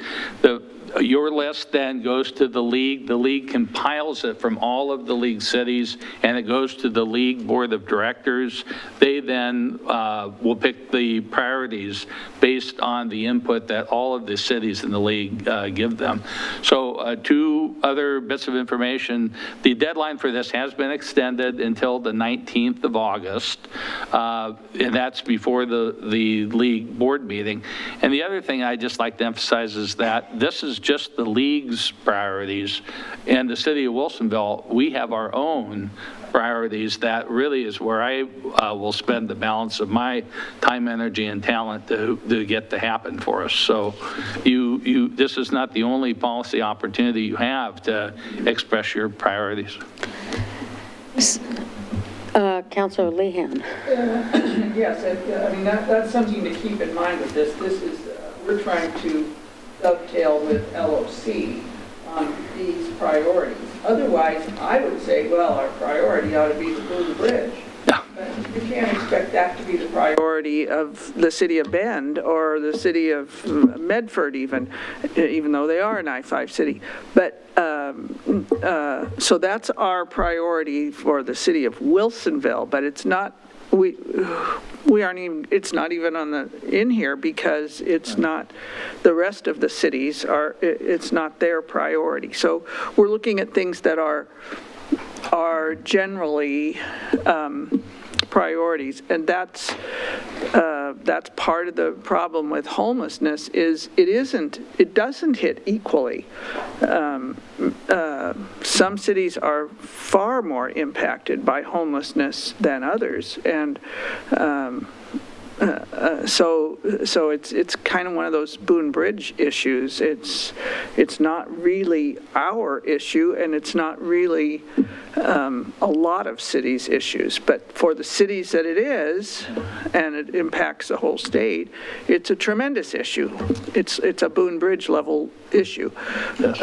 So that's why this is a different kind of prioritizing when you're trying to fit our priorities in with League of Oregon Cities, because that's 200 and some cities that are Councilor working on it. West. I would just argue that the homelessness issue is arguably one of the biggest issues in the entire region, state and up and down the West Coast. I hear what you're saying too, like Independence, Oregon probably doesn't have the same homelessness issue that Portland or the Tri-County area does, but we are all impacted, all of our businesses, all of our livability, and then just the human toll on what we see every single day is it's just so sad. Like it is a human imperative that we make this a priority as all the cities to come together to figure out how to deal with this, and at every level of government. So I would argue that it's everyone's issue. Right now, it's that bad. One thing I was going to add, I'd like to ask for some help with the thinking about the cost. Okay, so whereas all cities need to spend money on housing and homelessness issues to some degree. Some are, much different levels of cost. And I think it's a long-term problem. It's more than housing. It's also medical treatment and all kinds of things. At the same time, I just wanted to go back to this. You've identified in the highlighted items here, if all of those were to be the priority, I'm sure they won't all be equally voted in, but if they were, what I'm taking away from this is cities would have funding for things that they have to do, thereby leaving them, if it all works out well, leaving them with some other money from their general fund to spend on some of these other things. So if we trade out one of these, for example, and we don't get it, I mean, what is the least, if there was one of these measures that helps us the least financially? For example, cybersecurity and privacy, we have that highlighted. Our city could undergo an incredible attack that would be very expensive. Any number of businesses, any number of individuals are at risk. And I do understand the role of government in finding ways to stem that, because it's kind of an unknown ceiling cost. And it could drain your bank account and prevent you from doing all kinds of other things, whether you're a business, individual, city, and so forth. So I do think that the thinking on this is coming, it is not turning down some of the other good ideas, but it perhaps could make it possible for cities to use their other resources to address some of these things. So is there anything else I don't know if you have to add about that? Well, I do, Mayor Fitzgerald, yes. We can make our own priorities. In terms of the league, both homelessness and Measure 111, I'm pretty sure it's going to be on the statewide list. There's a Right. lot of other cities that are going to It's not getting left out. rank that. It will not, I don't think it'll be left out, but, this is really your call, your judgment about what we should do. And then the other thing is what we think is important we can put on our legislative agenda and give that special emphasis. And that, then I'm armed with a good list of priorities to go to Salem and really represent you. Because I do agree that we need an incredible amount of focus and deliberation on how to get real about solving the homelessness issues. And it's not something we can do by ourselves in Wilsonville by any means. So I want to ask the council if there is, we're giving direction today. Yes. Is there, I guess I've heard interest in supporting these highlighted ones. I've also heard interest in looking at 4B. So we're not voting, it's a work session, so we can't vote. But we did hear, I don't know, what do you do with that information, Greg? Well, I would want to give this, through Mark, the city manager, a list of 5, Mayor, that would be in compliance with what the request is from the league. And then I would make sure that Mark Otnet and I are instructed through the city manager to do whatever other priorities that you think are important. And so you've got kind of 2 opportunities here. In terms of the league, it's what we all can agree on and work together on. So but nothing on this list, I don't think we could agree on. I mean, we could disagree on. Right. And then the other thing, which I have failed to mention, and apologies to our city attorney, but there's a very important confidentiality, attorney-client confidentiality issue there, too, about how long do you retain records for less than 25 years, which the city attorneys in the entire state are very concerned about. So that one, maybe doesn't rise to the list of the 5, but it certainly might go on the short list that you give Mark and I to go work on in Salem. And there are other groups like the Metropolitan Mayors Association working with counties on some of these things. There are various avenues to address some of the things on this list. Absolutely. Mayor, yes. So I'm going to, considering that there are many, not many, there are a number of ways we can drill into some of these other issues because of the fact that the ones highlighted, I believe, deserve attention because they can potentially free up or protect funds so that we can work on some of the other issues. I'm going to support these 5, but continue working on advancing some of the others. Any other comments? Well, yeah, I would just say, yeah, I hadn't really thought about that, but yes, AOC will come up with, I presume, their priorities, and individual cities come up with their priorities, and I wouldn't expect LOCs to be the same as AOCs, and so on and so forth. I'm sure Metro has their own list as well that's more like the Tri-County area, but so it's not like it has to be one of these 5 at LOC to get anybody's attention. They're coming up from many different directions. Thank you, Councillor West. I understand that there's a lot of facets and how we're going to grapple with these big issues that we're all dealing with, and it's all hands on deck, as we know, and we're all very concerned and have the right intentions here. The council here and my colleagues make fantastic points about why these 5 are fantastic. Like we said, there's a lot of great ones. For me personally, just what I think is the absolute top priority of the state, what is probably one of the top 2 or 3 issues, is the chronic homelessness issue. I am grieved by it personally. I want us to begin to start to make some headway in that area like all of us do. I would personally, individually support one of these priorities being the homelessness issue. I would want to swap out 6D for maybe the homelessness issue. I think priority-wise, that's a bigger priority right now. I will absolutely respect the council's decision on what priorities they want to make, and because it's not really a wrong answer, right? Like, and you have done a great job kind of helping us walk through all of these. There's 27 of them, so it's a lot. Thank you. But I just feel so much urgency on this issue that I need to state that would be a priority for me. Okay. So I think we've all said a lot. Do you have enough to work with here? Mayor, yes, we do. Thank you. All right, thanks everyone for those good comments. And thank you, Greg. Thank you. And that brings us to the end of our work session, so I will adjourn the work session at 6:43 p.m. and we'll reconvene. No, we'll reconvene at 7. Thank you. I'm so asking.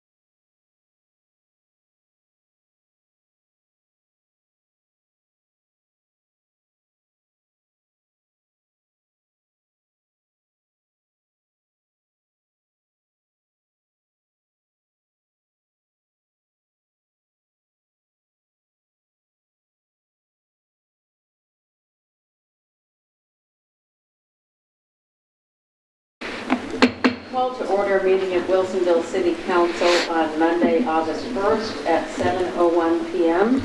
Will the city recorder call the roll? Councillor Linville. Here. Councillor West. Here. Council President Ockervall. Here. Councillor Lehan. Here. Mayor Fitzgerald. Here. Please stand for the Pledge of Allegiance. I pledge allegiance to the flag of the United States of America and to the republic for which it stands, one nation, under God, indivisible, with liberty and justice for all.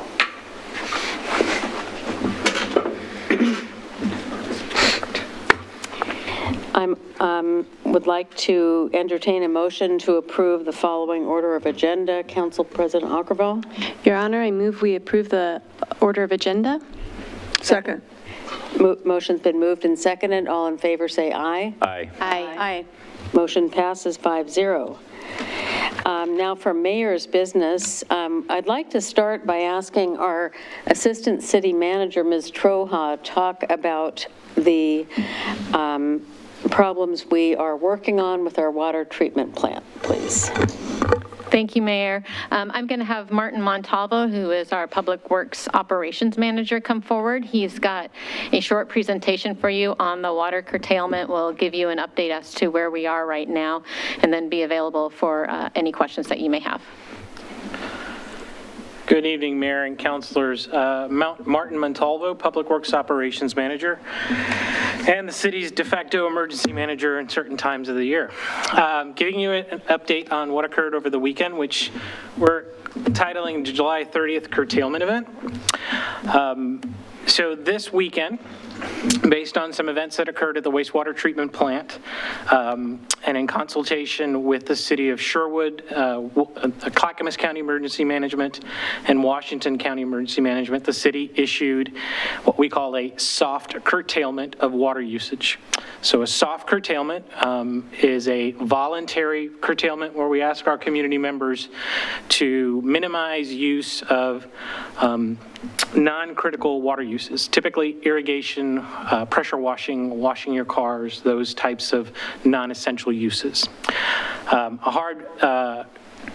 A hard curtailment is mandated, followed by an emergency declaration. So that wasn't warranted. What we decided to do was a soft curtailment. And I'm going to give you a timeline and the rationale as to why that decision was made. So over the weekend on July 29th, Friday evening, pump 2, there are 4 pumps at the wastewater treatment plant, which we'll go into more detail in a moment, started experiencing some failure issues. The wastewater treatment plant, or the Willamette River Water Treatment Plant staff attempted to diagnose the problem and address the failure throughout the evening. At approximately 3 a.m. on July 30th, the water treatment plant staff determined that the pump was unrepairable. And that they would have to fall back to the remaining operational pumps to provide the capacity needed for both the city of Wilsonville and the city of Sherwood. At 7 a.m., the Willamette River staff advised the cities of Wilsonville and Sherwood through an email as to what occurred overnight, what their efforts were to try and resolve it, and were providing us information to try and put together a meeting of the minds for some decision making. At 9 a.m., both cities, Clackamas County Emergency Management, Washington County Emergency Management, met online to conduct just a quick planning meeting.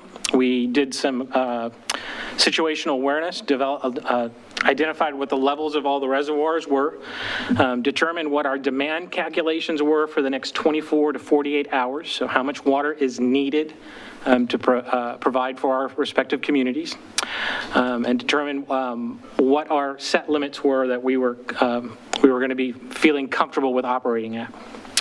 Options were reviewed, and the consensus amongst the group, amongst the 3 options that were presented, was to recommend a soft curtailment. The first option was a do-nothing option, based on what we had, and I'll go into more detail as to what our float was, what we call our freeboard. We had a certain amount of freeboard that we could get by and not have to do a soft curtailment. The second option was soft curtailment. The third option was a hard curtailment, and that was deemed unnecessary. So with that, we advised Tualatin Valley Fire Rescue, let them know that this was coming out. We advised the Charbonneau Country Club, as well as several other key customers and HOAs within the area to give them a heads up that this was coming and get them prepared. A lot of the voluntary changes that we were asking residents and businesses to do would take some time, so we wanted to try and get them going. Later that day, we worked on a joint press release that was issued from both the city of Wilsonville and city of Sherwood. And this time, I would like to just give a kudos to Bill Evans for the immense amount of work and outreach that he put together for both cities, functioning as their joint PIO. At 2, the cities issued, or at 2 p.m., the cities just trying to foster the behavior we wanted everyone else to emulate. We went out and park staff and public works staff shut off all of the irrigation within our respective parks and city facilities. It's one thing to ask the community members to sacrifice, but then we're out there putting out water on our own park, so we wanted to make sure that we were exemplifying that behavior. And then at 3 o'clock, the public alerts was issued via the county's reverse 911 system. It's a system called Everbridge. It sends out text messages, voice messages, and email messages. That officially went out at 3:01, and by 3:07, the majority of those messages for both cities had been received. So that was actually a pretty impressive functional exercise to see that go out. All right, so what caused the issues? So this is a general overview of the pumps that we have at the water treatment plant. It covers both our current situation and then also some improvements that we're planning for in the future. So we currently have 4 pumps at the water treatment plant. 3 of those pumps provide 7.5 million gallons of water per day. That's how much water they can move from the clear well, that's treated water, up to the respective reservoirs, which then goes out to the community members.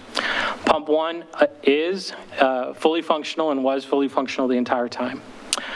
Pump 2 was the pump that failed on Friday evening. That's a 7.5 million gallon pump.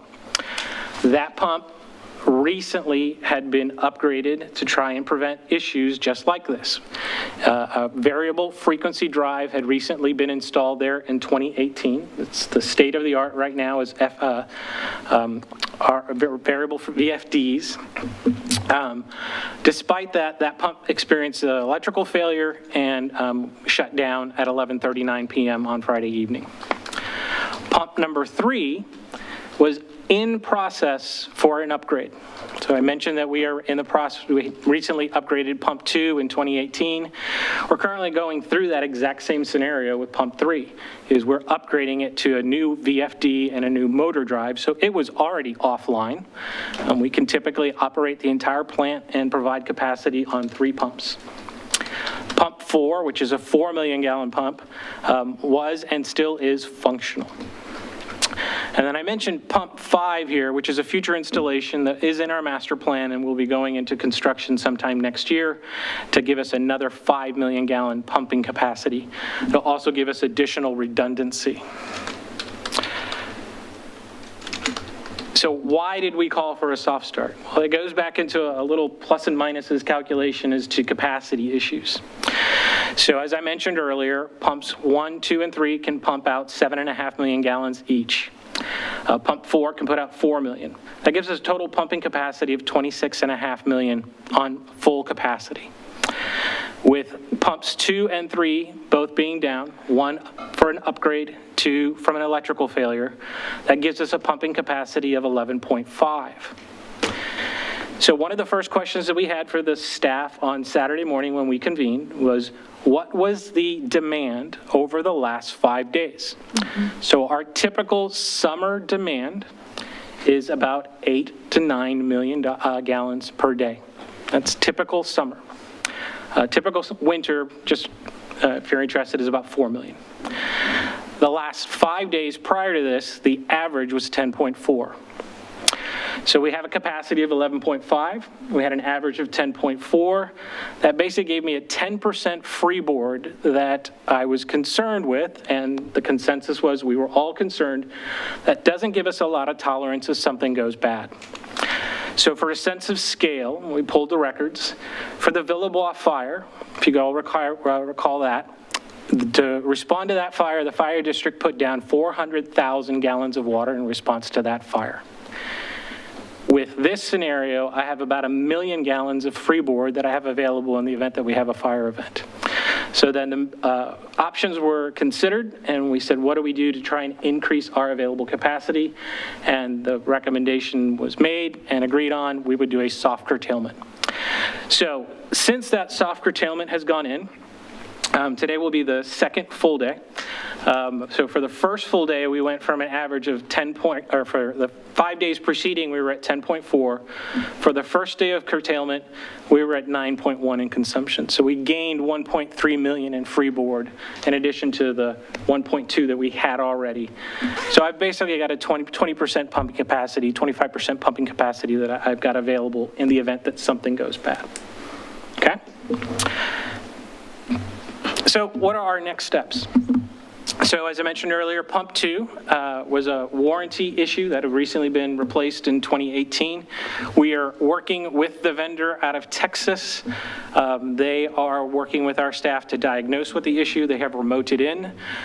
They're trying to figure out what occurred, how to repair it. They're actually kind of cool. They're going to be doing VR goggles to diagnose it remotely from Texas and then work with our technicians to repair the VFD within the next 5 to 7 days. Pump 3 was already in process for upgrade. The VFD drive is in place, and we are simply awaiting the motor unit to arrive from Texas. It's actually scheduled for delivery on Wednesday, coincidentally. So if it had been 7 days later, we probably wouldn't be dealing with this. Incidentally, because it's been asked, why don't you have spares of these around? A variable frequency drive is about the size of a small Volkswagen. The shafts for the pumps are about 20 feet long, and the motors are about the size of a small minivan. I don't have a lot of spares of those lying around. Okay? That's why we have redundant pumps available. Pump 3 is planned to come in on 2023. That'll give us an additional 5 million gallon pumping capacity and also give us a redundant pump so that when we do need to take one down for servicing, we'll have 4 others that are available to provide us capacity. So the soft curtailment is still in place to the end of the week. Earlier today, Bill Evans, our PIO, issued additional information to our community members. Everyone's made a large investment in their turf, into the look of the community. Based on the numbers that we were seeing, the emergency managers and all of the water providers met earlier today, and we said, let's laxen the restrictions slightly. So what we've asked community members is you can irrigate. We are asking you to minimize irrigation by watering every other day. So for some agencies, there are several of the HOAs that we reach out to, and they water twice a day during high heat, like we're in today. And they said, we will cut back to only once a day. So they're contributing in that format. Most homeowners that we've spoken with, and we have gotten a lot of calls, are willing and able to go to an every other day irrigation schedule. And that will help preserve the turf that they've invested into and still keep us within that freeboard where we're a little bit comfortable. And then the last thing I want to make sure that we cover is within our own house, as I mentioned earlier, we turned off the parks, we turned off the facilities, we said practice what we preach. We are going to start doing some limited irrigation within the parks, and particularly the soccer fields. There is a large statewide soccer tournament that we are hosting on Saturday. And for safety purposes, we have to make sure that that soccer field is in good condition. So we will be irrigating that a little bit more, reducing everywhere else. And then city facilities themselves, such as City Hall, Public Works, SMART, a few other locations, we're going to leave those off until we have full pumping capacity. But for the parks, because our community members recreate there, we want to make sure that those have a little bit of water. And then the last thing, because this did come up and we covered it, was the water features. Water features have not been disabled. Water features essentially function as a closed system. They're licensed as a pool. They take their water, run it through a tank, treat it just like a pool would. They only take a little bit of popular water to keep the levels up, so they're safe to operate, and we do want to have those available for community members. That's my presentation. I'm available for any questions that you may have. Excuse me. Councillor Lehan. Yes. If you could go back on the MGD table that you had, I was a little confused as to what was Wilsonville and what was Sherwood. It's not broken out in this table at all. I can give you the numbers. But those were all totals? Those are totals. Totals for, so Yes. the total MGD for the two cities is what right now? 10.4 million. 10.4, yeah, okay. So for that 10.4, just so if you're curious, 3.8 of that is Sherwood, and the Okay. remainder is Wilsonville. Is Wilsonville, okay. Yeah, because when it says we pump 26 point something, or have that capacity, our water right is what, 21 or 20 or something? That's a question for Delora. It's 20. 20. So Sherwood has a different water right than us, because their water right is coming from Tualatin Valley. So that was, I was just a little confused there as to what ours, where we are relative to our water right, which is at 20. When I see the 26, I presume that must be a chunk of Sherwood. And one thing I do want to make clear for you is, so the 7.5 million gallon pumps, that is optimal prescribed performance. That is Right. not our actual capacity that a pump can hold for a Right. prolonged period of time. Right. So Right. So you always from have one of those over. pumps, you probably get somewhere between 7 to 7.5 million on a daily output. But to sustain that for a prolonged period, that would be difficult for any pump. Yeah, yeah. Okay, well, that answers that question. Thank you. Thank you, Council President Akravall. Thank you for this presentation and kind of the history or the storyline for each of these pumps. And I appreciate your explanation to the question of what about spare parts? What, is this something that we could try to be better prepared for in the future in some way? I guess along those same lines of thinking, what's the condition of, I believe it's pump 1 and pump 4, which are not currently in the process of being repaired now. What's their situation? Do they get like regular safety checks, or, is there ways that we can be proactive with those other pumps too, in case something's lurking around the corner with pump 1 and 4? It's a great question. So, and I believe our Public Works Director, Delora Kerber, shared this information with a few of you earlier. So we do an annual assessment every year on the condition of all the assets. And each year they're putting through performance tests, see where they're at, and then we program what capital improvements need to be made in terms of, this pump is coming due and it's time to replace it. So the pump I had mentioned that was replaced in 2018, that was identified ahead of time, and we said we need to go from what was a soft start system or a motor start system at that time, and we're going to go to a VFD, which is the current state of the art. It gives us better operational capability with it. We had an electrical problem that caused the failure with the VFD. So that's what was identified for pump 2, or for pump 3 that was replaced in 2018. That's also what is occurring with pump 3 that is getting parts brought in. We identified it's time to replace this. Let's get all of our parts together, and then we put it all together when it gets here. It's unfortunate timing. You do have to take a pump down to do that upgrade. We were in the process of doing the upgrade. It had to come down, and then we had the electrical issue. We're still within our capacity, but we were dealing with a heat wave, and out of an abundance of caution, we called for the soft curtailment. So is pump 1 and 4 also on the VFD, I believe? Pump 1, I believe, is still on a soft start. It's called for replacement sometime in the next 5-year cycle, and I don't know the details on pump 4. Councillor Lehan. It's something that I can look up for you and get you follow-up information on, but I don't know the exact details on 1 and 4. Yeah, I just curious, what's our vulnerability for those other pumps, or if there would be another event in the future that we should be preparing for in some way? Yeah, that's one of the reasons in the master plan in 2023, we've identified, let's add an additional pump. That gives us another 5 million of capacity. Doesn't change our water rights, but it gives us that capability of we're going to take down a whole pump for a period of time to do upgrades, maintenance, replacements, whatever needs to happen.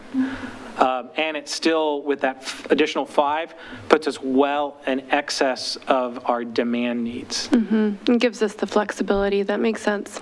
Yeah, thank you. Are there any other questions? Yeah, my other question, I forgot. So maybe you said this and I just missed it, but when you said you contacted the Charbonneau and TVF&R, did you also contact, or do you have the ability to contact the landscaping companies like Villebois or even just regular neighborhoods where you have a lot of landscapers who are essentially running those systems, and the homeowner gets the call but doesn't really control the thing? That's a bit of a moving target, to be honest with you. It is something that we as a group have been trying to address since Saturday. So we have a list of HOA representatives. That list is sometimes fluid. For the ones that we had good contacts for, we reached out and spoke with them. For instance, I spoke with Jean, who manages Grand Point at Villebois. They have a lot of landscaping that they deal with. Spoke with them on Saturday saying, hey, this is what's going on. These are the details. They were working with their landscape company today because they couldn't bring them in over the weekend to try and make that capacity. Followed up with Jean actually earlier today to see, hey, what progress we're making on this, and to give her some information that we're going to release this evening. We did reach out to Charbonneau. Now, most of you are aware Charbonneau irrigates the golf course on a pump that pulls directly from the river. So if any community members see Charbonneau irrigating on the golf course, realize that does not affect our capacity in any way. They're pulling solely from the river on their own water rights. So they don't have to reduce. But we did reach out to the landscape company and the Charbonneau Country Club management to put the word out. And they touch base with Sandy Batty. They touch base with many of their block captains on their emergency group, and they started getting the word out. We put it out officially at 1 p.m., and we talked to them at 11:30 saying, this ball is coming down the court. Get ready to catch it. So they started making their own efforts. Thank you. And I see that is, we have a comment from Councillor Linville. Oh, sorry, I turned that off when you turned it off, and so, sorry. Yeah, there was just so you know, there was a little bit of confusion. There's still a little bit of confusion out in Charbonneau because actually the Charbonneau Water Company provides irrigation for non-potable water irrigation for 784 homes and all the common areas in Charbonneau, as well as the golf course. So people were confused because they look out the window of their home and see their yard being irrigated, and yet they were told to and the problem is there are about 1,500 residents, and they don't know where their water comes from. So they don't know that inside the courtyard is, as Ms. Kerber says, domestic water supply, but outside their courtyard is being supplied by the water company. So we're trying to get that information out to people. We're kind of just saying if it's in your courtyard or if it's coming from a hose bib, don't do it, use, conserve. So, but there was a little bit of confusion, and they don't even know how to, when I had the conversation with the property management folks, they don't even know. It's like, they don't know if Edgewater is on domestic water, or if it's on Charbonneau. So, and the way that was built, in stages, who knows? Nobody knows. Nobody knows where it's coming from. Thank you to everyone who's helping to conserve water and for the continued outreach. Glad to hear we're doing everything possible to keep the use managed and get the parts installed. Thank you, Mr. Montalvo. Thank you. Appreciate your report. And can I just say, I wanted to say thank you. When you're serving as the interim city manager in the absence of the city manager, you hope not to have a disaster happen. And our new city attorney was the designee during this period of time because our city manager and assistant city manager were both gone. So what opportune times for them to be gone and have our city attorney take the leadership role on this. So thank you. Thank you, Councillor Linville. Thank you, and you were quite available most of the weekend, if not all of it. Thank you. So that brings us to, we have another part of mayor's business we're going to do right now. Are you going to do the tourism part right now? You're just setting it up. Okay. So I'm going to go ahead with a couple of announcements under mayor's business. This last Saturday on July 23rd was at Town Center Park. We had a very good crowd of people, a lot of veterans, a lot of families celebrating the 69th anniversary of the armistice of the Korean War. And it was a really nice day and lots of great presentations. We really got to hear some stories, and this is at our Korean War Memorial in Town Center Park, which honors Oregonians who died in the Korean conflict. And the event was sponsored by the Korean War Veterans of America Oregon Trail Chapter and also the Korean War Memorial Foundation of Oregon, and also our Parks Department lead was there, one of our staff members who helped with the organization of the event. And it is just really a moving day. I encourage everybody to go to it whenever you can, to honor service personnel who gave their lives for freedom for the people of Korea in 1953. They had absolutely nothing left, and now they are one of the most prosperous nations in the whole world, and they so appreciate the role of the United States in giving them their freedom. And so there was a lot of talk, they just are celebrating that and thinking of the people who lost their lives, and also of the veterans who attend that ceremony are really getting up in years, and they're getting to be fewer and fewer of them. The Korean Society of Oregon was also there, as well as a woman who is the new Consul General for Korea, for the Republic of Korea in Seattle, which covers our area. And her name is Consul General Anji Soo. Got to have a lot of good conversations with her. We had some other people who are of Korean heritage there, who are in leadership in our state in different capacities, who were born in Korea, and a number of people like that. We were joined by Deputy Secretary of State Cheryl Myers, Commissioner Lori Stegman of Multnomah County, and Dr. Edward Kimmy, who is a man from Korea who has recently been elected to the Beaverton City Council, and also former city of Salem Mayor Anna Peterson. And the Consul General took a number of us out for lunch after that. We just got to have more conversations, and they really appreciate Wilsonville. And They're also enthused about, as we've heard before, we have an upcoming opening of the Korean War Memorial Interpretive Center Museum setting that will be in our Parks building, and they expect that to open in December. So just briefly, just want to thank everybody who helped make that be a nice day, and it was great to talk with everyone. A couple of other things coming up on August 9th, the Planning Department is taking another new approach to try to get people to come out and talk about Frog Pond East and South Master Plan to get some feedback. So this time, they are offering popsicles. So they're having popsicles in the park on August 9th at the Murasi Plaza Fountain.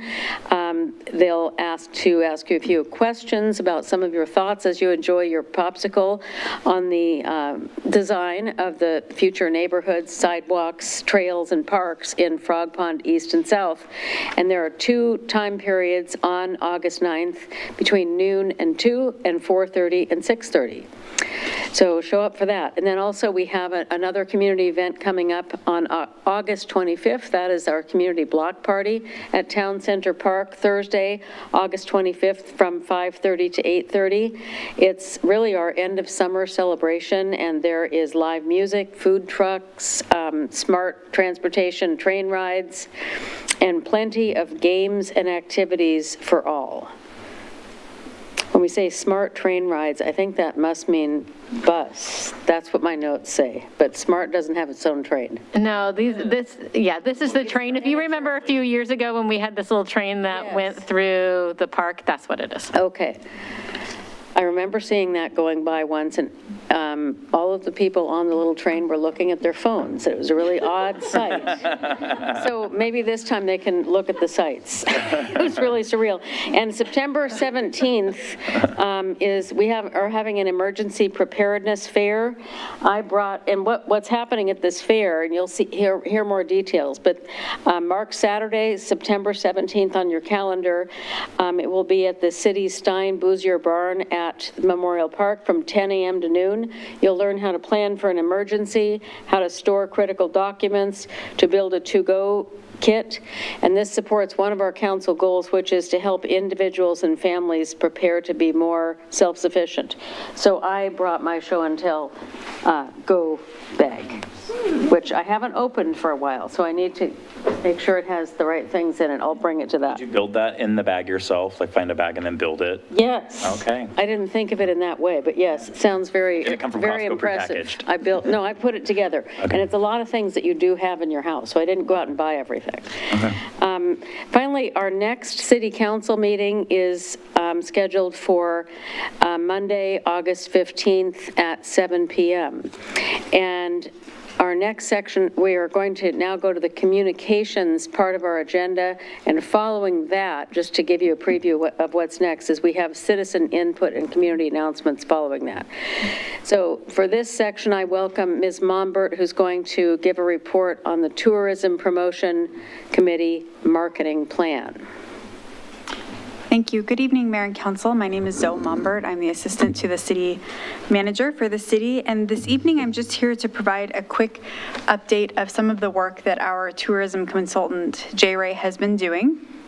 They have been doing a lot of work on our social media, working on the blog posts, and increasing the itineraries. One of the new elements that we've started is contracting with social media individuals. In this case, we partnered with a woman named Rachel Tedoro. She is out of Washington, I believe. We look for people that are within a few hour drive of the area that also have followers that would be similar to those that we are looking to target. So families, people within the age range of 35 to 54, looking to travel within a few miles. What we focus on with our tourism program is looking at how do we encourage people to come and enjoy the activities that are in the surrounding area, but stay here in Wilsonville, so that they're impacting the tourism lodging tax, increasing those funds, as well as hopefully providing some business to our local restaurants or activities here in town.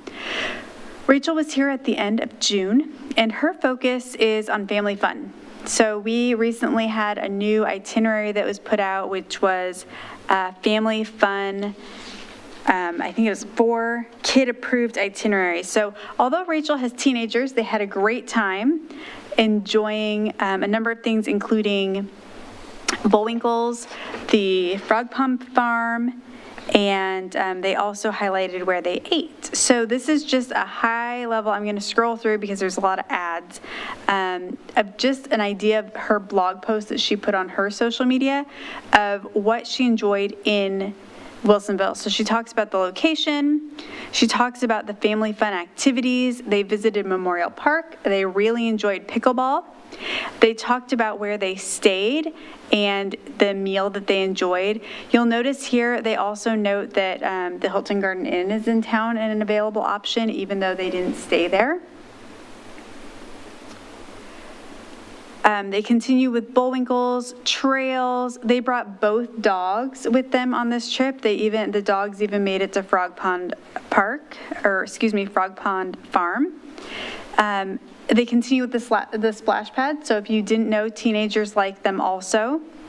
And then they enjoyed a lot of fun with their family. So this is just a scroll through of the blog. But what's really exciting is her Instagram information. So you can see here, she has a permanent point for Wilsonville. So you can log on to her Instagram, click Wilsonville, and that will take you to her information. So it goes straight to this little feed, and this feed is going to take just a few minutes and go through what she had captured. So the content she provided was excellent. There's a number of reels, there's a carousel, so stagnant pictures that just kind of keep going, and a lot of great content on how they enjoyed their trip here in Wilsonville. So as you watch that, so far we've received some great results. We've been trying to grow our followers. So as a part of this, they'll, as you can see the at Explore Wilsonville, so people can then go to our webpage and learn more about our what we offer in Wilsonville. So far, we have gained, so the Instagram reel reach was 3,903 people. We gained 10 followers, and the account increase or engaged increase was 12%. There were 3 reel videos, 39 Instagram stories, 9 static feeds, and 4 linked pins. And then with the website, the new website users during her visit increased 4.1%, and the total increase of users visiting were 4.3%. So we found that this is a great way to help people really see Wilsonville. This is the 3rd content provider that we've had visit, and so far it's really helped us to increase the visibility and encourage people to come visit us. Thank you. And that's with our Explore Wilsonville website, drawing people to visit Wilsonville, stay here, and use all of our businesses. Yes. Visit our businesses. Thank you. Thank you. Any comments? Okay. Excellent. We will move on to citizen input now and community announcements, and this is an opportunity for visitors to address the city council on items not on the agenda. It's also a time to address items that are on the agenda but are not scheduled for a public hearing. Staff and the city council make every effort to respond to questions raised during citizens input before tonight's meeting ends or as quickly as possible thereafter. Please limit your comments to 3 minutes. And I see we have 2 cards here. Are there any others? Just the 2. Okay, so I'm going to start with Jeff Lewis, and I have your address on file, so we don't have to read it. Thank you. My name is Jeff Lewis. As you said, my address is on file. Forgive me for reading from notes. I'm trying to be succinct with my time. I've been a part of the Wilsonville community since moving here in middle school in 2002. I consider it my home. After finishing college, I returned in 2012 to buy a home and start a family here. I've volunteered at the high school over the last 10 years, mentoring students for over 2,500 hours in total. However, my experience dealing with the city over the last 7 months has left me with a loss of confidence in our local government, doubting our city's values and commitment to protecting its citizens. Two issues bring me to speak today. Both are related to the city's 5th Street Kinsman Extension project. First is the sudden closure of Arrowhead Creek Lane and 3-week detour of traffic through Morey's Landing neighborhood via the emergency vehicle access gate at the end of Brockway Drive in front of our home. Detour signs were erected before we even received written notice of the detour, less than 2 weeks before going into effect today. The amount of notice for such an impactful detour is not acceptable. We're 15 months into a $10 million, 22-month project, and this is the first we've heard of impacts to the neighborhood.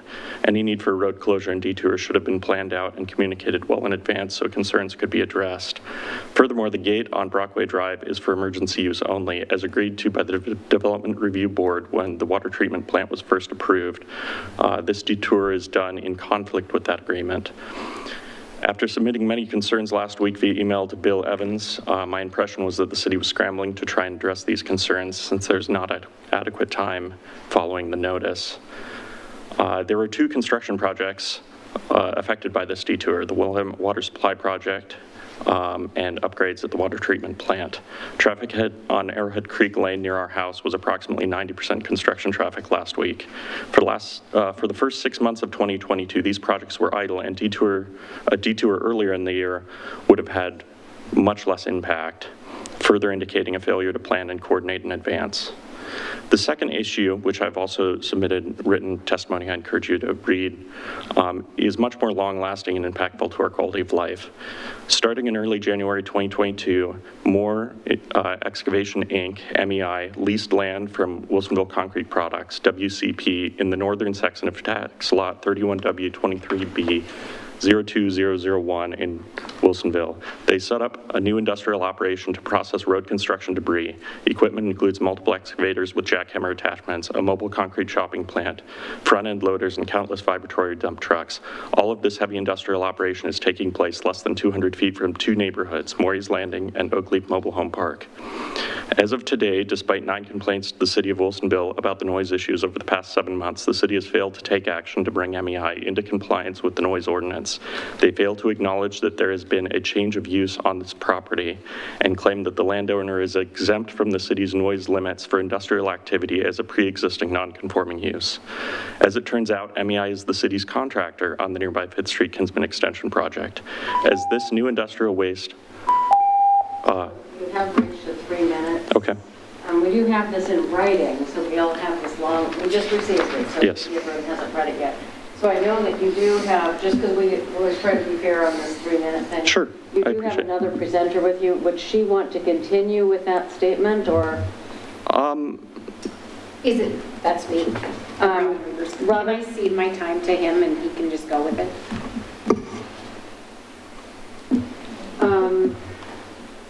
I think, pardon me? That's not really how we do it. I think you should come up and do it, because that's a different approach. And I think the issues might be slightly, A little bit different. slightly different.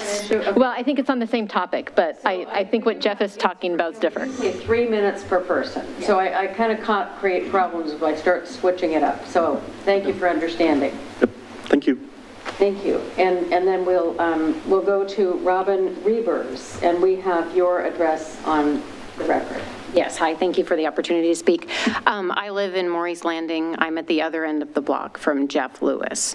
I know one of the things that he touched on in his letter and didn't get to was his noise complaints and the feeling of vibration that he is experiencing. I feel those all the way at the end of Brockway, and I'd actually spoken to Delora about it when it was the water treatment plant causing the issue. I thought that was what was still happening, but this new vibration that we're feeling is not the water treatment plant construction now. Now it's the more excavating. So we've owned our home since 2005, and Wilsonville Concrete's always been a good neighbor. We've never had any issues with vibration or noise up until recently. So this has been a pretty significant change. So I know that's Jeff's big issue. Mine, what I initially wanted to come here for was the opening of Brockway Drive. Like I said, we've lived here since 2005. I was on the HOA board for several years. And it's always been my understanding that it was to be open for emergency use only. So we were pretty surprised when we discovered there was going to be a detour down Brockway when they drilled permanent side holders into our sidewalks that we're responsible for.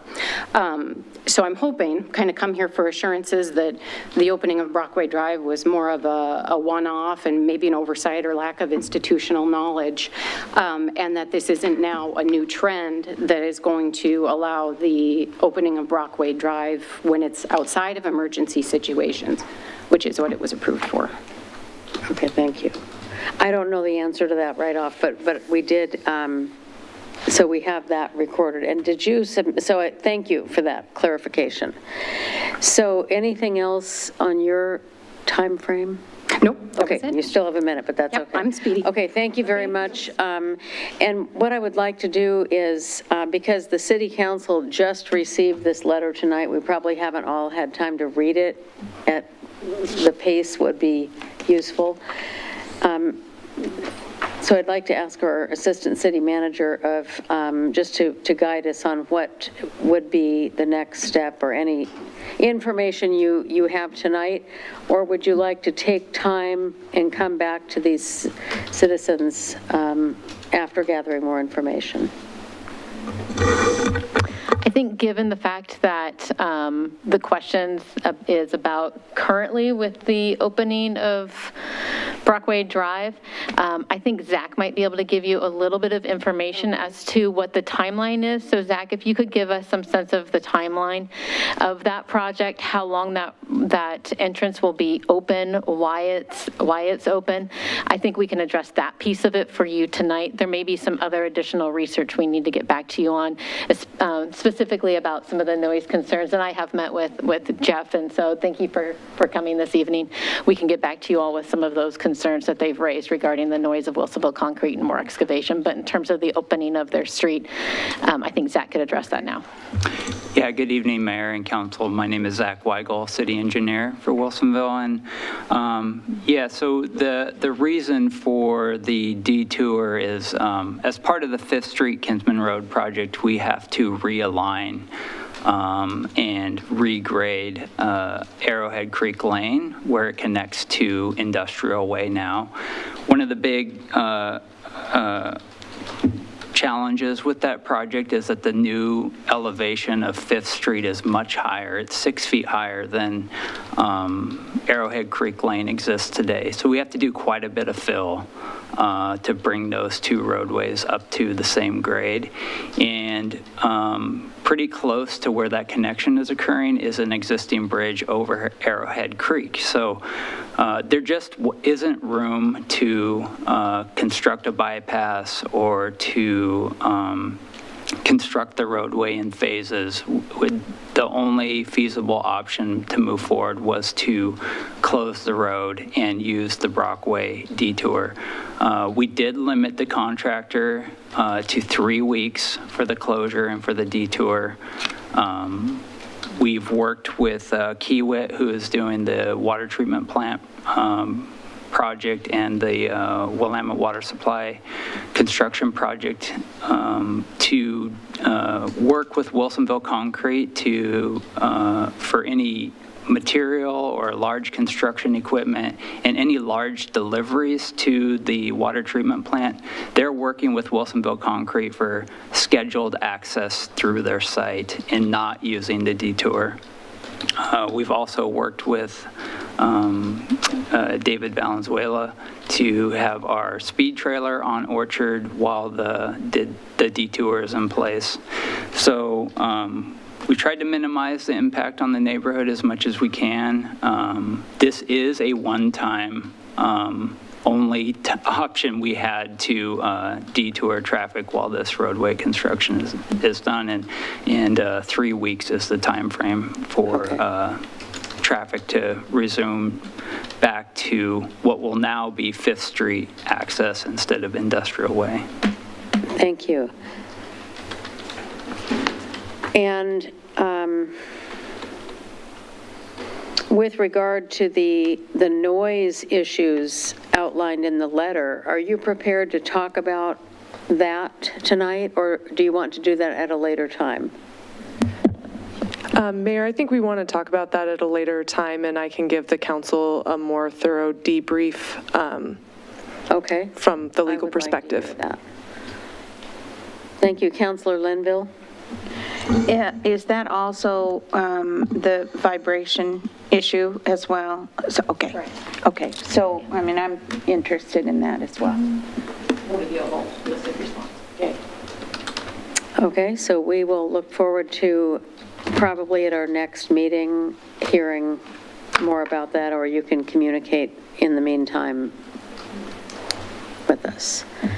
Well, thank you for coming to our meeting and communicating with us, and certainly want to do everything we can to improve the situation.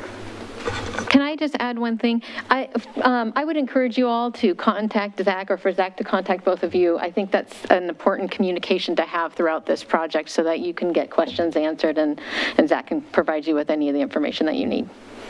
Okay, and we will give Zach their information, and Zach, you could contact them. Thank you very much. All right, that brings us to our councilor comments, liaison reports, and meeting announcements, starting with Council President Agrawal. Yep. Thank you. I do not have that much to report on. However, there are a few things that I wanted to draw attention to that are happening in the next few weeks. And really kind of, I guess, all of these, now that I'm looking at my sticky notes here, they all kind of fit under the umbrella of getting ready back to school, which I hate to mention that because it's only August 1st. Right. But we're not that far away from it. There, in a few weeks, there's a couple things going on. SMART is hosting a bike rodeo on August 16th at Wood. And then on Friday, August 19th at Meridian. So they're doing one on west side of town, one on east side of town, which is great. Both events are from 9:30 to 11:30 in the morning, and this is an opportunity to develop bike skills and safety and get a bike inspection. So you can get your wheels all set up for heading back to school at the end of August. There will be medals for course completion. I believe there's like a bike course that you can go through and practice some of those skills, snacks and activities. So that's something that some of our families may want to check out. And also, you know, part of our mindset and our efforts and safe routes to school, because before long, we're going to have a bunch of students across the city heading back to school. And so it's a good reminder for all of us to keep our eyes out for those students as they're getting to and from school, and have some extra careful driving on our streets and just awareness of all of that too. On August 17th, so also that week, the Family Empowerment Center is doing a back-to-school resource event, and that's from 5 to 6:30 p.m. at Beckman Creek Playground. And our library, I know we've talked about it at council meetings before and during our budget meetings, the Books on the Bus program, if you all recall that, they will be there at the Family Empowerment Center for that back-to-school event. And of course, there's going to be other resources and supplies for getting ready for school at that event as well. And I also wanted to mention, currently on our city website, if you go to the city webpage and search Child Care Survey, it's on the Economic Development webpage. There is a survey, there's two surveys actually, one for employers and one for families. And these surveys are out there to try to better understand the needs, the childcare needs within Wilsonville. So I encourage encourage families to go and fill that out, and employers to fill out the employer one, so that we'll have that data to make better informed decisions. So that's something to check out. And then the final thing, that we may be looking at in our house is the library. They do terrific programming all summer long, but during the month of August, they are collecting short story contest submissions. So that started today through the 31st, and there are categories for toddler / preschool all the way through adults, and writing short stories. I'm remembering from last year, some of them were illustrated, just fantastic creativity, and a good activity to kind of warm up some of those back to school skills maybe. How do we spell? How do we craft clearly,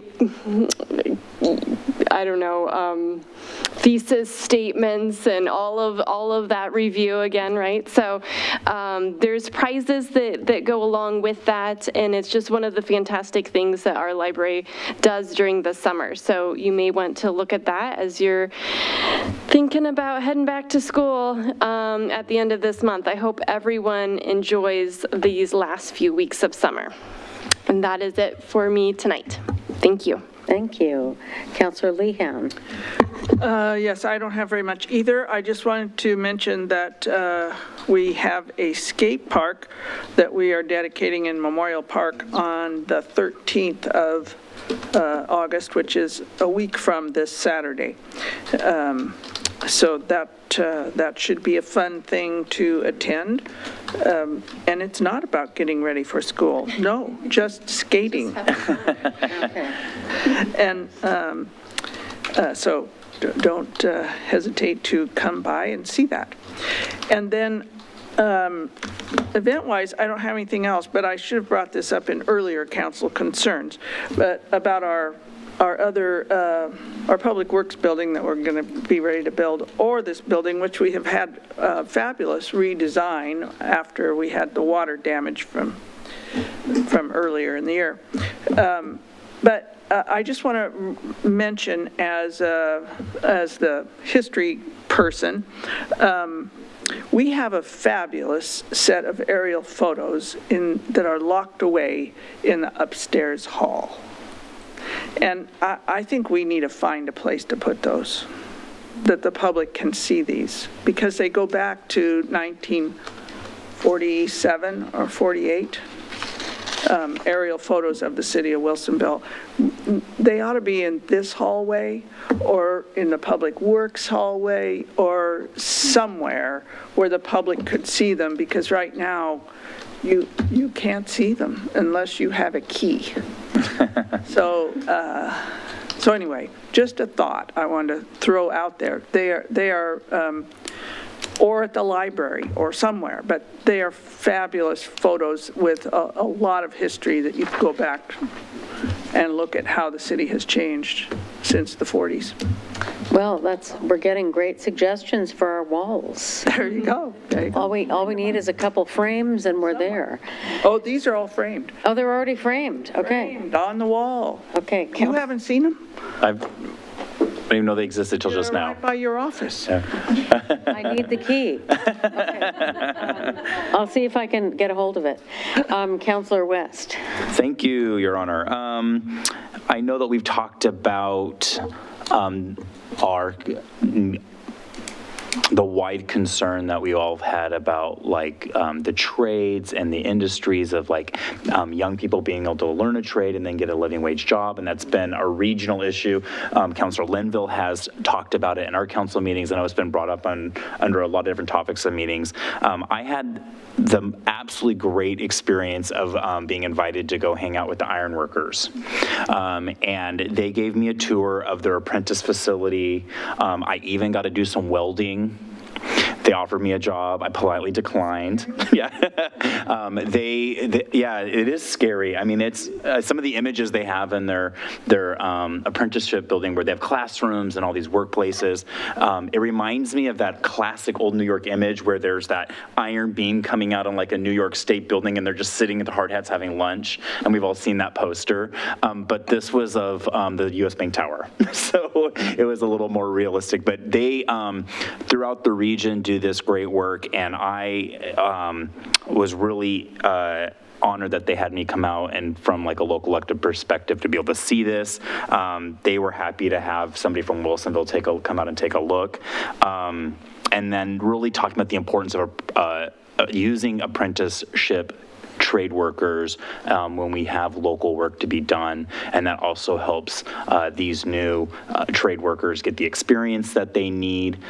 It was really fascinating to learn about where their shortcomings are, how they don't have enough, and how these living wage jobs are available and how they train them all in-house. And so it was really fantastic. It was a great experience.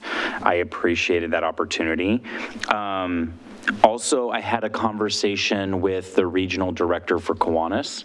I learned, I did not actually know this, that the Imagine Library was originally a local Kiwanis effort that we carry on today, that legacy. We didn't have a chapter, but they want to start a new chapter, and we had a meeting actually this morning, and they are really excited to be back in Wilsonville. They're kind of like Rotary. Most people probably know what Kiwanis is, but it's they focus on children, education, and children's charities and things like that. So I'm excited that they're coming back to Wilsonville.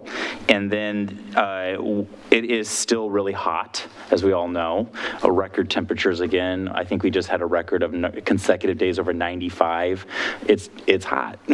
So, and I just wanted to remind everybody, if you are overheating, if you don't have air conditioning, if you need a place to go, in Wilsonville, you can go to the Wilsonville Library.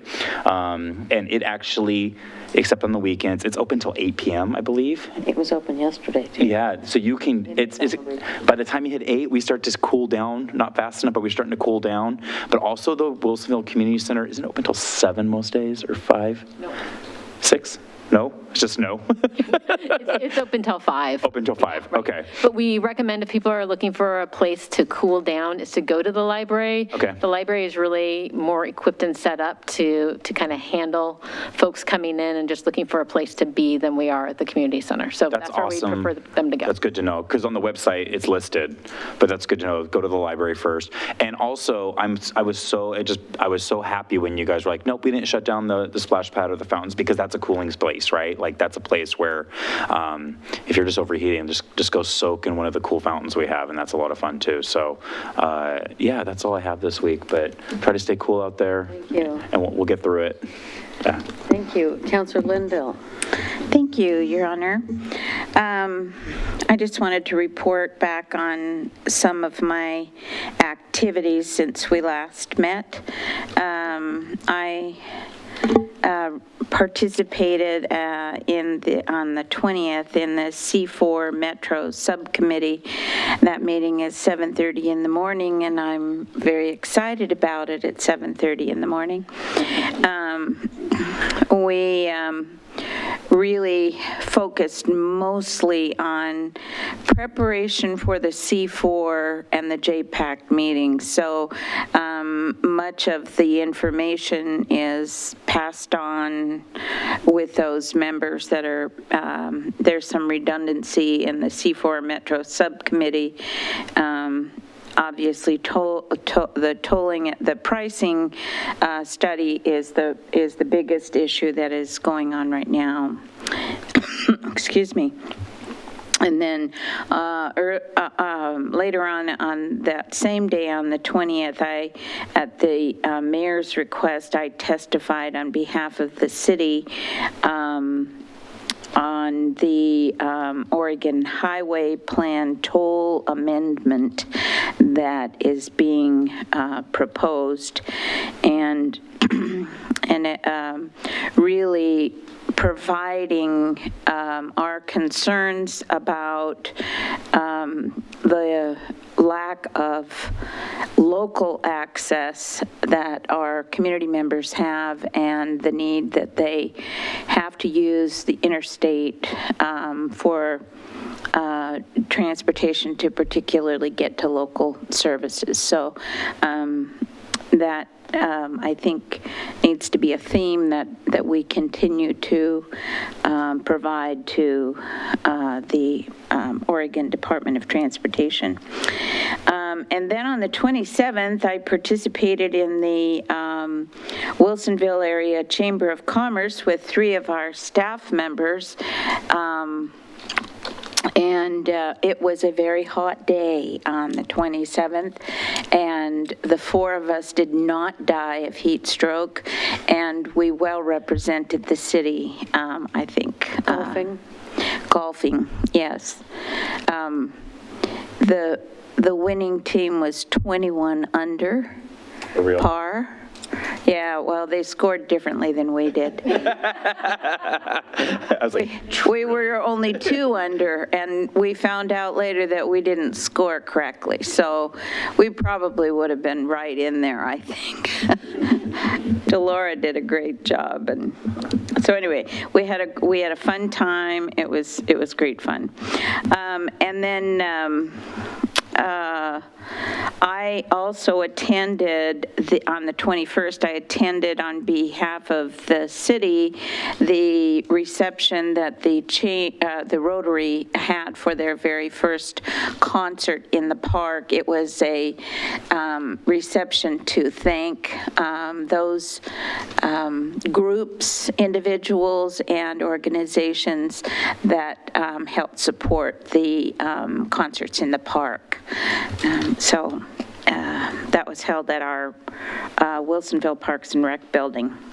And then I wasn't able to attend in person the Clackamas Workforce Partnership new board member orientation, but I did participate online afterwards, and so went over their strategic goals and their vision, and I'm happy to be a part of that group. They've welcomed me with open arms, so I'm mostly a listener. So, and that is about all. Thank you. Thank you for all that representation for our city. That brings us to the consent agenda. If the city attorney will please read the resolution, the consent agenda. Resolution number 2988, authorizing the city manager to execute a construction contract with Emmerich Construction Company for construction of the Public Works Complex Project, Capital Improvement Project number 8113. Resolution number 2991, a resolution of the City of Wilsonville authorizing the city manager to execute the Second Amendment to construction contract with Moore Excavation, Inc. for the 5th Street/Kinsman Road Extension Project, and minutes of the July 18, 2022 City Council meeting. Thank you. Do I have a motion to approve the consent agenda as read? Your Honor, I move to approve the consent agenda as read. I'll second. Motion's been moved and seconded. All in favor say aye. Aye. Motion passes 5-0. That brings us to our public hearing. If the city attorney would please read the ordinance. This is the first reading of ordinance number 865, an ordinance of the City of Wilsonville approving a zone map amendment from the Future Development Agricultural Holding, FDA-H zone, to the Planned Development Industrial, PDI zone, on approximately 0.55 acres located at 28505 Southwest Boones Ferry Road. The land is more particularly described as Tax Law 800, Section 14A, Township 3 South, Range 1 West, Willamette Meridian, Clackamas County, Oregon. Oregon, Davidson's Boone Ferry Industrial LLC owner/applicant. Thank you. Tonight, we will have a public hearing to consider on first reading ordinance number 865. This comes as a recommendation from the Planning Commission. The order of procedure for tonight's hearing is set out in detail in our city code.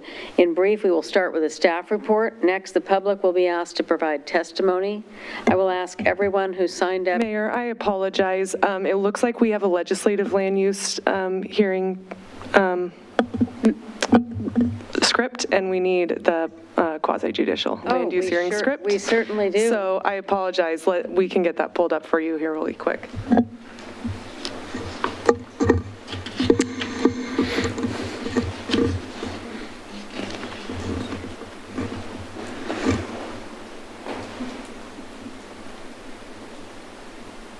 Do you want to email that to me?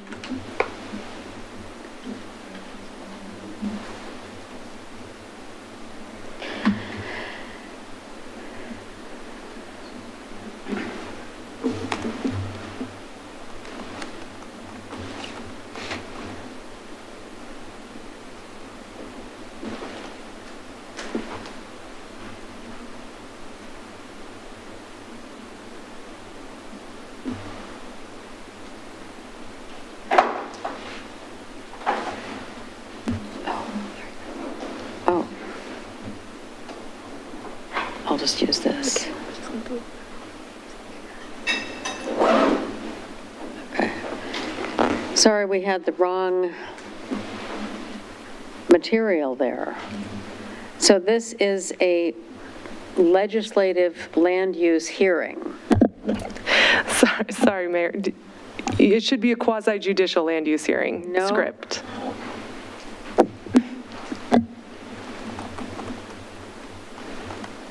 Let's try that. Oh, I think this is the problem. Let me Here. just show Amanda really quick here.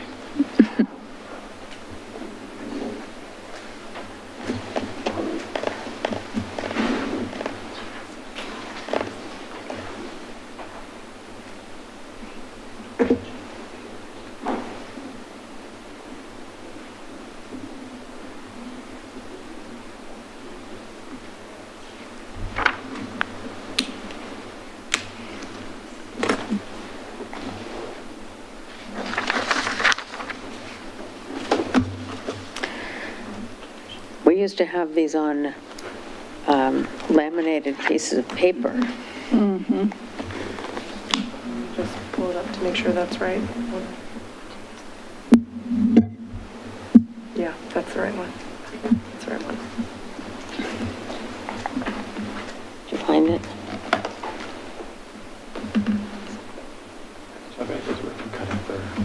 Okay. It was awesome. I forgot to say that. This is a land use quasi-judicial hearing. I call to order the public hearing regarding proposed ordinance number 865 on first reading. Do any members of the City Council wish to abstain, declare a conflict of interest, or report any ex parte contact or any information gained outside of the hearing? No. No. Have all members familiarized themselves with the application? Yes. Yes. Does any member of the audience wish to challenge the participation of any member of the City Council? For those wishing to testify, please be aware that failure to raise an issue accompanied by statements or evidence sufficient to afford the City Council and the parties an opportunity to respond to the issue precludes appeal to the Oregon Land Use Board of Appeals, LUBA, based on that issue. Testimony and evidence must be directed toward the criteria that staff will describe or otherwise criteria in the plan or land use regulation which you believe apply to the decision. City Council meetings are open to the public. This meeting may also be attended remotely in accordance with Oregon law. Information regarding how the public can attend this meeting remotely and give testimony is posted at City Hall and on the city's website. Notice was given that testimony could be submitted for the record in advance.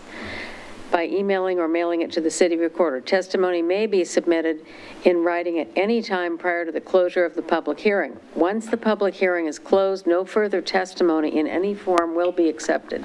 If you want to provide public testimony remotely during the meeting, please use the raise hand feature in Zoom or press *9 on your telephone to notify the city recorder you wish to speak when the time for public testimony is called. If you are having difficulties with these instructions, you may call 1-669-900-6833, and when prompted, enter webinar ID number 815-3605-6468. Both numbers are shown on the screen. When called upon to testify, state your full name and address for the record, unless you've provided your address in writing to the city recorder, whereupon you can just state your name. I request from those providing testimony not to repeat testimony that has already been given to the City Council. Simply indicating you agree with the prior testimony given by a speaker you identify as sufficient. At this time, I call for staff to present the proposal and list the applicable substantive approval criteria. We'll start with the planning staff presentation, then we'll hear from the city attorney. Sarah, how do I share screen? Can you show me? Sorry. How do I share screen? Sorry. Oh, whoops. It's okay. It's okay. Share screen. Okay. And then go from beginning. Okay.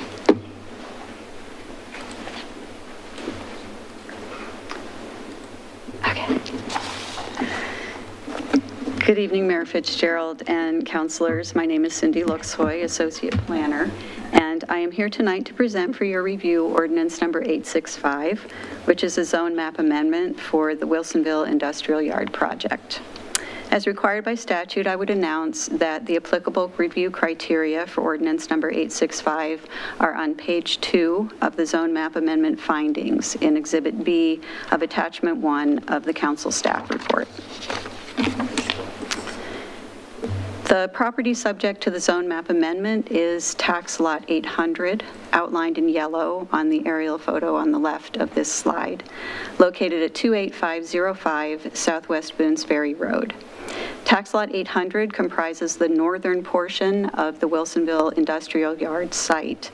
The remaining part of the industrial yard site is tax lot 900, outlined in orange, which is not subject to the zone map amendment, as it is already zoned planned development industrial. As shown in the map on the right, tax lot 800 is located in area of special concern E in the comprehensive plan and is subject to requirements of the screening and buffering overlay zone along the north and west property boundaries shared with the Walnut Mobile Home Park. Tax lot 800, which includes 0.55 acre, is zoned Future Development Agricultural Holding, or FDAH. The applicant proposes to rezone this tax lot from FDAH to Planned Development Industrial, or PDI, as part of the current application. The rezone is consistent with the comprehensive plan map designation of industrial. As noted earlier, due to its location adjacent to the Walnut Mobile Home Park, the property meets the criteria for application of the SB overlay zone along its north and west property boundaries. Conditions of approval PDA 1 and PDA 2 related to continuity and design, buffering to minimize disturbance for residents of the mobile home park, and minimizing truck traffic conflicts with residential activities and pedestrians have been included in the zone map amendment findings. These conditions ensure that the proposed project meets the intent of Area E and complies with the requirements of the SB overlay zone. On July 25th, 2022, Development Review Board Panel B recommended to City Council approval of the proposed zone map amendment. At the July 25th meeting, the DRB also approved with conditions a Stage 1 preliminary plan, Stage 2 final plan, and site design review for the Wilsonville Industrial Yard project.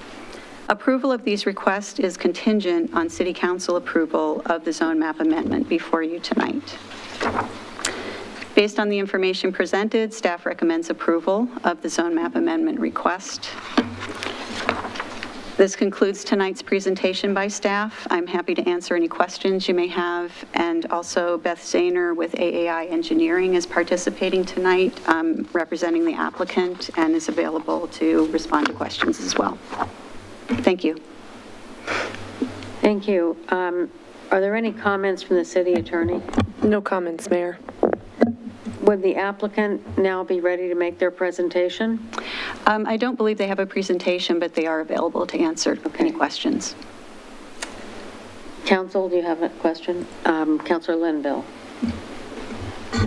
I understand, I know that we're dealing with the zone map amendment and we're not dealing with the site plan, but I just have a question about, I understand the building that currently exists on that piece of property is going to remain?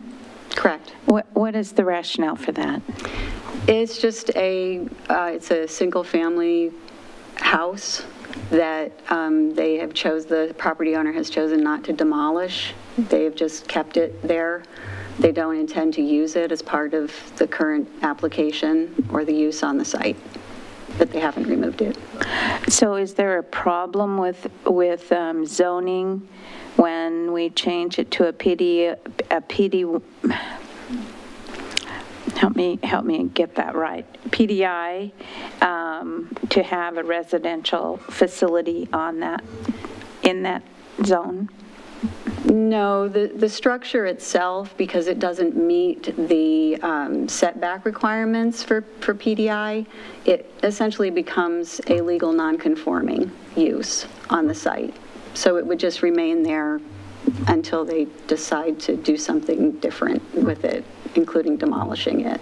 But it's okay for it to remain. So it is not inhabited? No.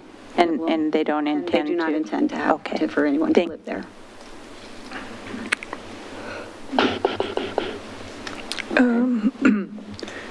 Councillor Lehan?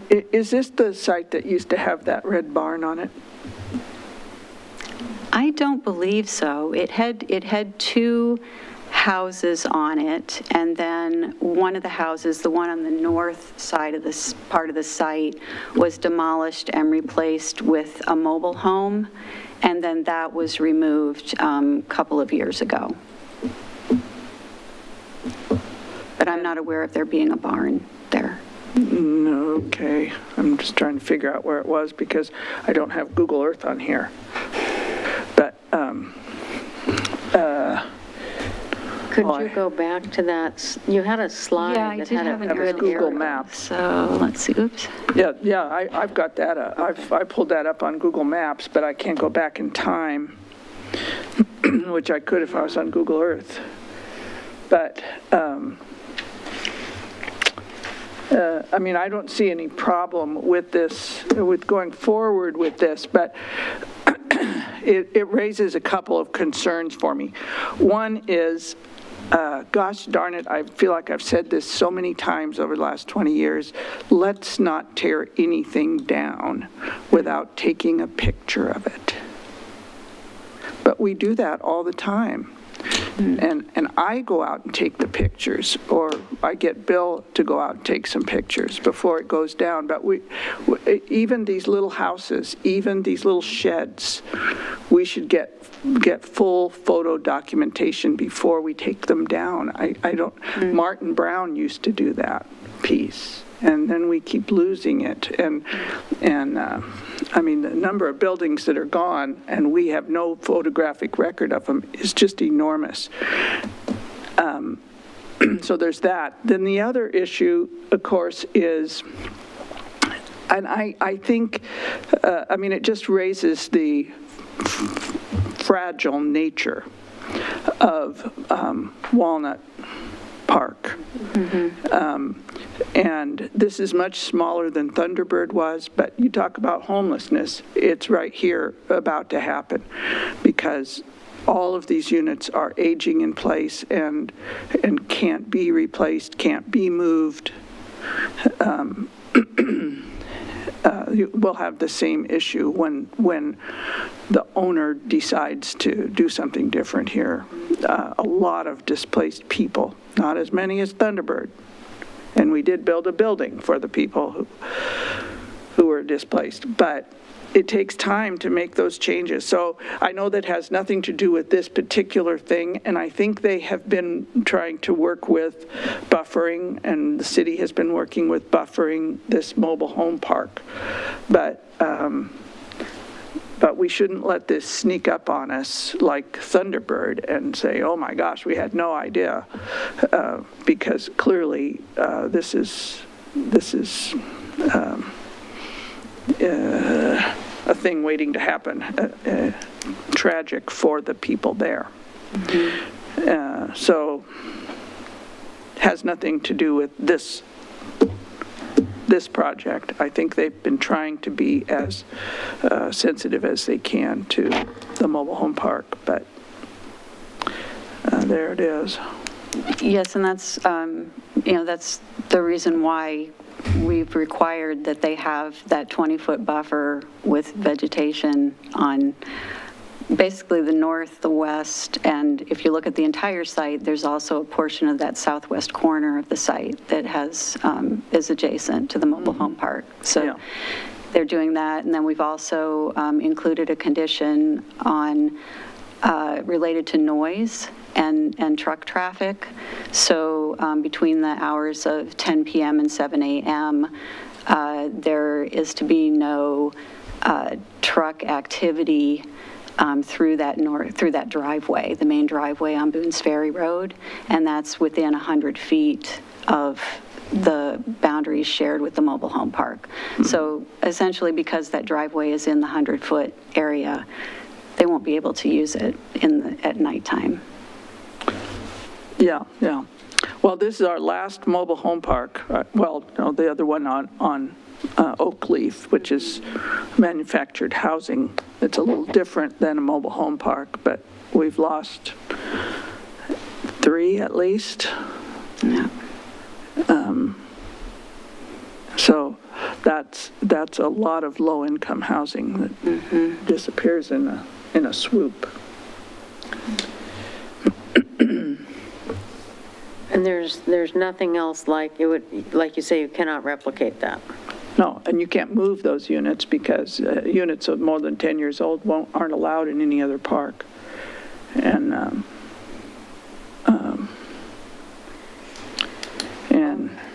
I see. These are all probably over 30 years old. Councillor West. Is this a recent picture? It's agriculturally zoned right now, right, for agriculture? It's FDAH, so it's future development agricultural. Okay, and it's paved right now, right? Am I seeing this? This is like a current photo? It is not paved, it's gravel. Oh, that's gravel, okay. It looks paved in the picture. Yeah, they don't intend to pave it. Okay, perfect. And then I think you answered my question already when you explained the accommodations for the residential mobile home units around that lot. So that was my question, you answered it, so I appreciate that clarification about noise ordinances and vegetation and those types of things to try to mitigate any negative impact on livability in that area, so thank you. Okay. Seeing no other questions, then do any members of the audience wish to speak for or against or comment in any way on this application? No one's online? And so therefore, I don't imagine we need a rebuttal from the applicant. Mayor, I did want to say as well, when we had the DRB hearing, there were 3 members present for a quorum. The vote was 2-1, 2 in favor, 1 against, and it was mainly related to Board Member Dunwell. And her concern was regarding noticing, and we aren't required, we're not required to provide notice to residents in the park. When we send out notice, it's within 250 feet to surrounding property owners. However, because of that concern that was raised on the 26th, we sent a courtesy notice to all residents of the mobile home park explaining what the project is, and telling them about tonight's hearing about the zone map amendment, and inviting them to contact me if they had questions or concerns. And we did not receive any inquiries from anyone. Just thought I'd enter that for the record. I certainly appreciate that. Very good extra step. Yeah, good job.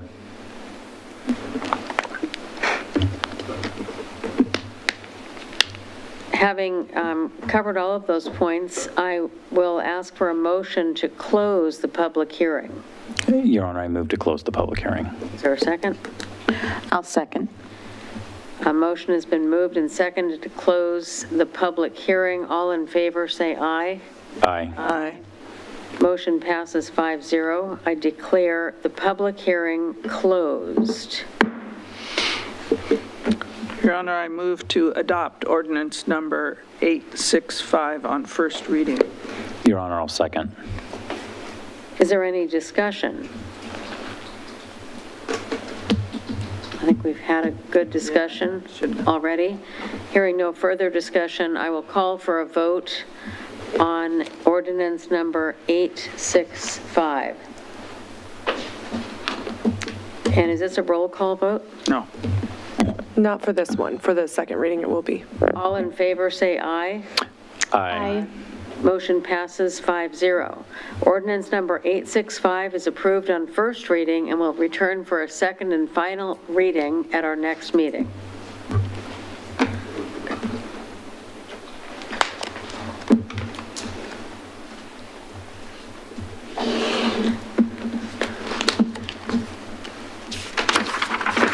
Do you want your computer back?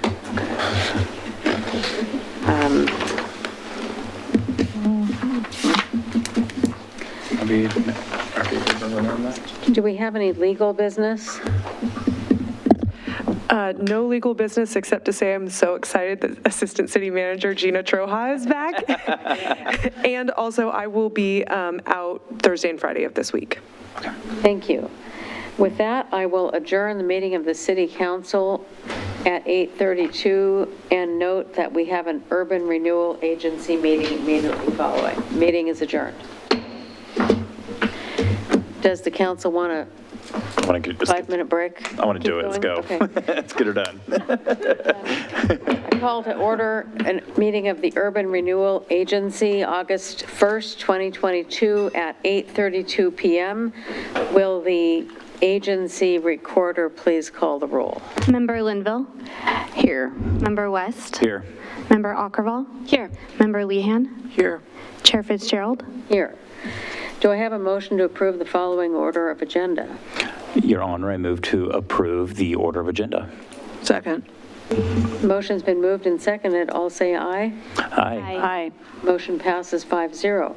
This is an opportunity for visitors to address the Urban Renewal Agency on items not on the agenda. It's also a time to address items that are on the agenda but are not scheduled for a public hearing. Staff and the Urban Renewal Agency will make every effort to respond to questions raised during citizen input before tonight's meeting ends or as quickly as possible thereafter. Please limit your comments to 3 minutes. May I, will the agency attorney please read the consent agenda?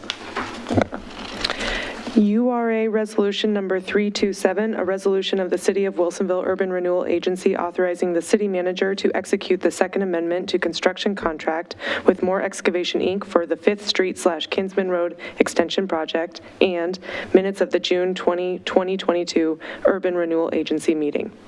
Your Honor, I move to, no. Well, I guess I could say that. Member, Chair. Chair, I move to approve the consent agenda as read. I'll second. Motion's been moved and seconded. All in favor, say aye. Aye. Motion passes 5-0. I will now adjourn the meeting of the Urban Renewal Agency. 2-minute meeting. Okay, that was the fastest, maybe not ever. There's always somebody who had a faster one. 2-minute meeting.